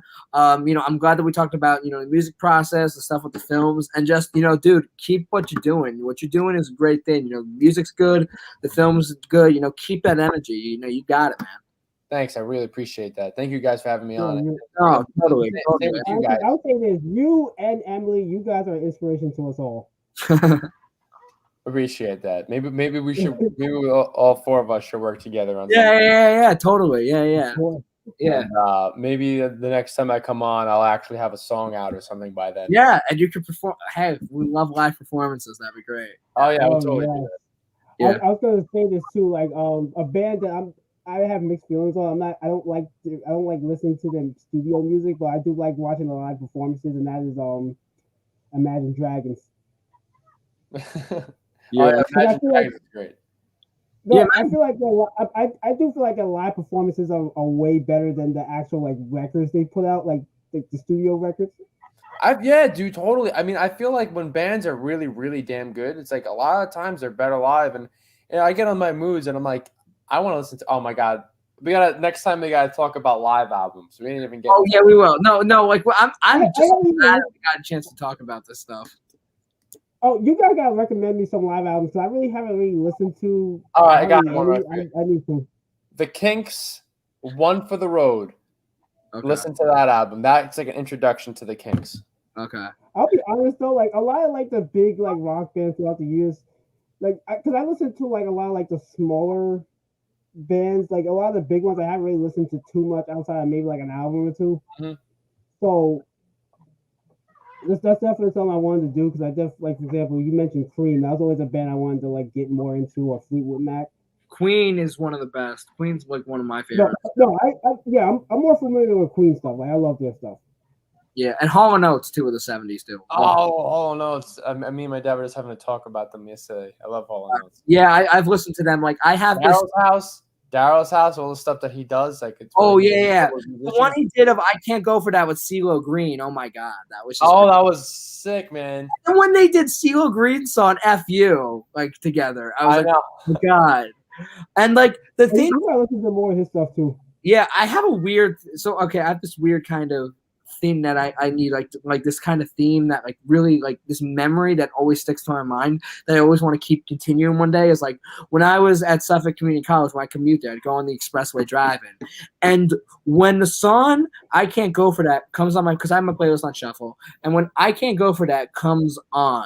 And like I'm driving through, and you see like the Holiday Inn on the LIE and all that. It's like I know this sounds weird, but this is just like one of those like feelings that it's like one of those best feelings that it's like it's weird, even though it's so simple and all that. It's just like. All right.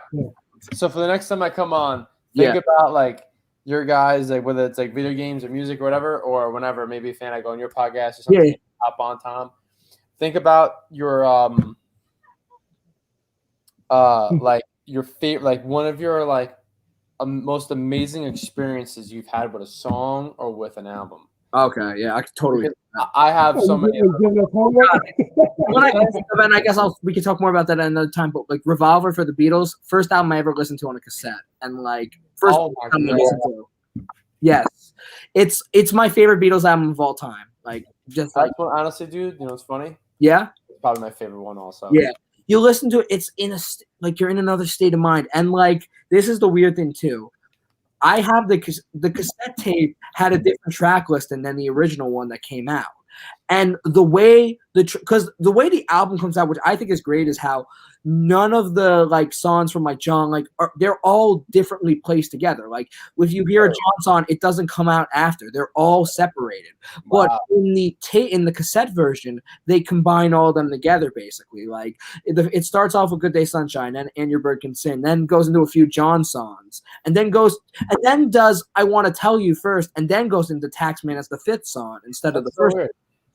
Good Day Sunshine, the piano, the way how the whole piano is recorded on that song, boom, but it's just like it's fucking out of control. When I was a kid, a song that for some reason I felt like I related to with that was the Lovin' Spoonfuls, What a Day for a Daydream, and it turns out that McCartney was influenced by that by John Sebastian's song What a Day for a Daydream.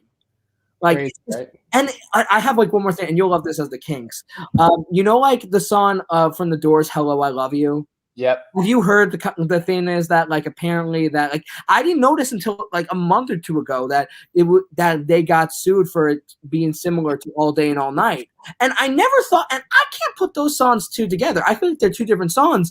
But the funniest thing was when I was a kid, I thought that was the Kinks. Like I was like 6 or 7, and like I didn't know that much about music at the time. Like I just would hear the radio and I listened to a lot of the 60s, 70s. I knew the Kinks song "You Really Got Me," and I heard this song. I'm like, oh, that's the Kinks. It sounds like the Kinks. And then like my dad like told me, no, it's Jim Morrison. It's the Doors.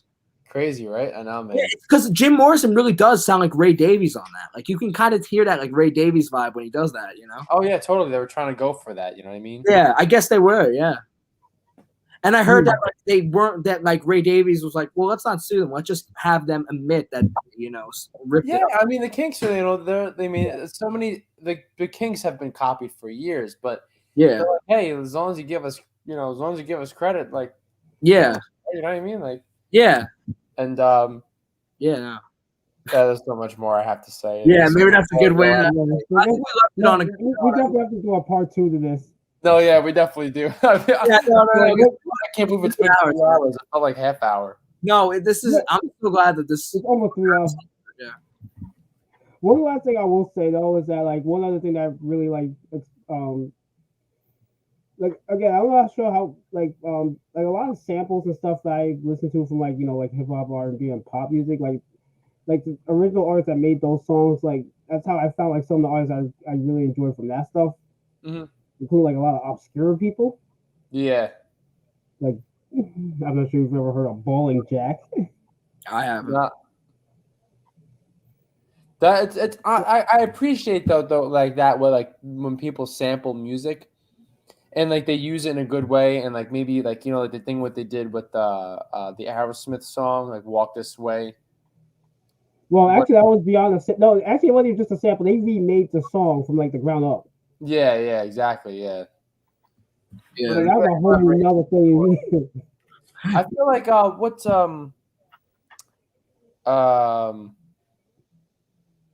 Billy Squier gets sampled a lot. Yes. Yeah. Like Billy Squier, James Brown, Parliament Funkadelic. I'll probably say Rick James, and there's like a few others. James, of course. Yeah, that like the riff for like Super Freak, similar to Can't Touch This, and like with MC Hammer, I think, right? Yep. Yeah. Yeah, and that's like Queen, Ice Baby, like damn. Oh my God, Ice Baby is like. Yeah. That's his favorite artist. No, screw you. It's not. I will. Favorite rapper. No, I will explain the story. Okay, so we were bored one night and we're just like on a phone call. And the thing was, I found this like Vanilla Ice song from the 90s called "I Love You." Mm-hmm. And I play it and I'm like laughing my ass off because it's the corniest shit ever. And the funniest thing, what makes it like there's 2 versions of it with him just doing it, but then there's an R&B group backing him up. And the R&B group makes it less creepy, but without the R&B group, it sounds creepy as F. I'm gonna listen to it. I've never heard it. I play it to him all the time, and then like I have the same reaction from him all the time. He's like, "Goodbye, Tom. It was nice knowing you."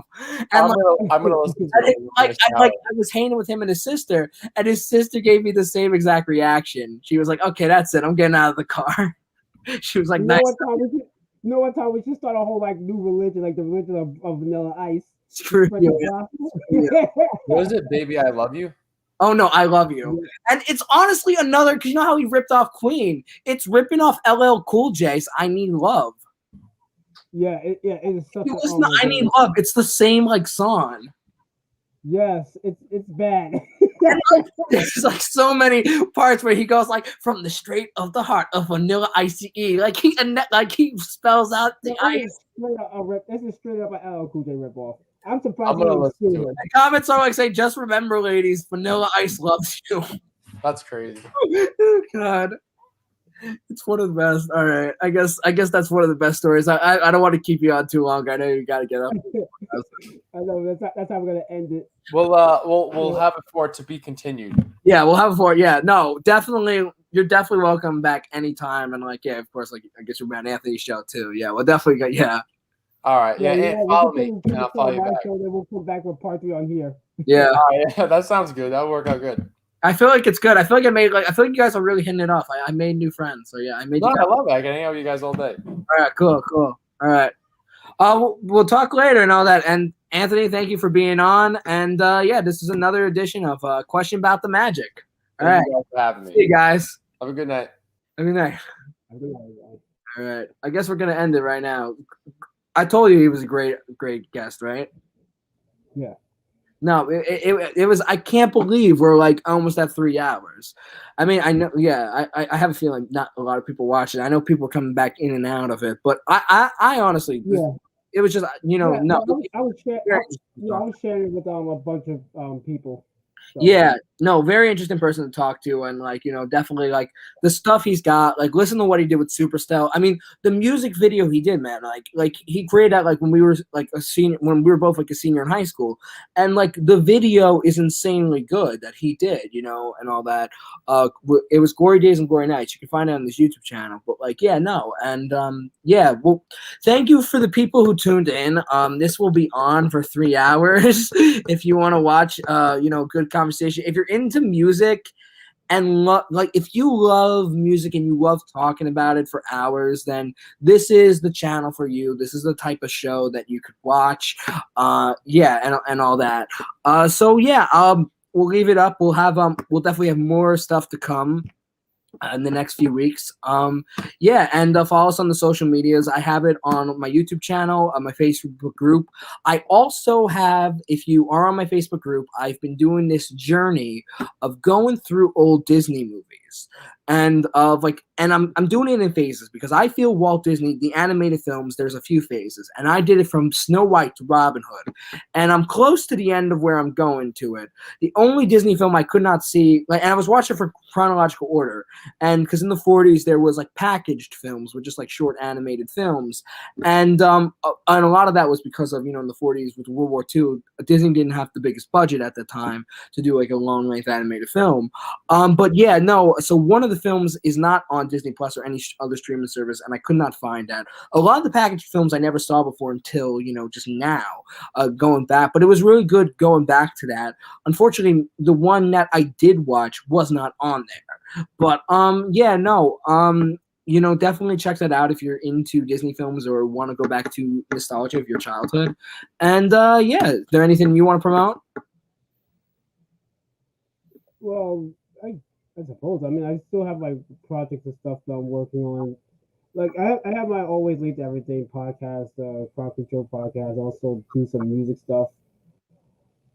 Okay. Like so that stuff is on hold for now, just because I'm really trying to like kind of force myself to finish editing the stuff I already recorded. Right. But they're kind of lazy with it. Yeah. Yeah, I still have like one. No, I know what you mean, man. Yeah, there's some other shows that I plan on doing. Well, mostly kind of by myself for the time being, so those are going to be like a lot shorter, just so just to get, just to have something I can post like weekly. Yeah, it'll be a lot easier to edit. Yeah, exactly. Yeah. But like, they're always late to everything stuff. Like, you know, you're always welcome to come back on that too. Oh yeah, dude. Like Your show is really his show is really fun too. I was on it. I've been on it a few times, and it's it's really fun. And that's the thing. Like the point of this series and these what me and Anthony do, and I think the reason why we click so well is we're into a lot of the same stuff, but like our YouTube content is kind of the same thing where it really is just like talking about, like, because we're into a lot of like the pop culture stuff, but talking and giving our opinions of that. And you could tell, considering that we're 3 hours, that we have a lot to talk about, or we just like can ramble on, So yeah. So thank you for the people that were supporting the stream tonight. Really appreciate that. Really appreciate that. Check it out, and go on our social media pages. Like I say, that stuff will be in the link below. And so will Sabino's page as well. Yeah. Yes, definitely go check his stuff out. Yep, definitely. And I guess we'll end it for tonight. All right, because we're at like 3:02. All right, good way to end. Yeah. All right. I'm also going to do some gaming stuff as well at some point. Hopefully, before the summer ends. Okay. But yeah. Right. And that's good. And so thank you guys for watching, and hit that bell notification and hit that subscribe button. So see you guys later. Bye.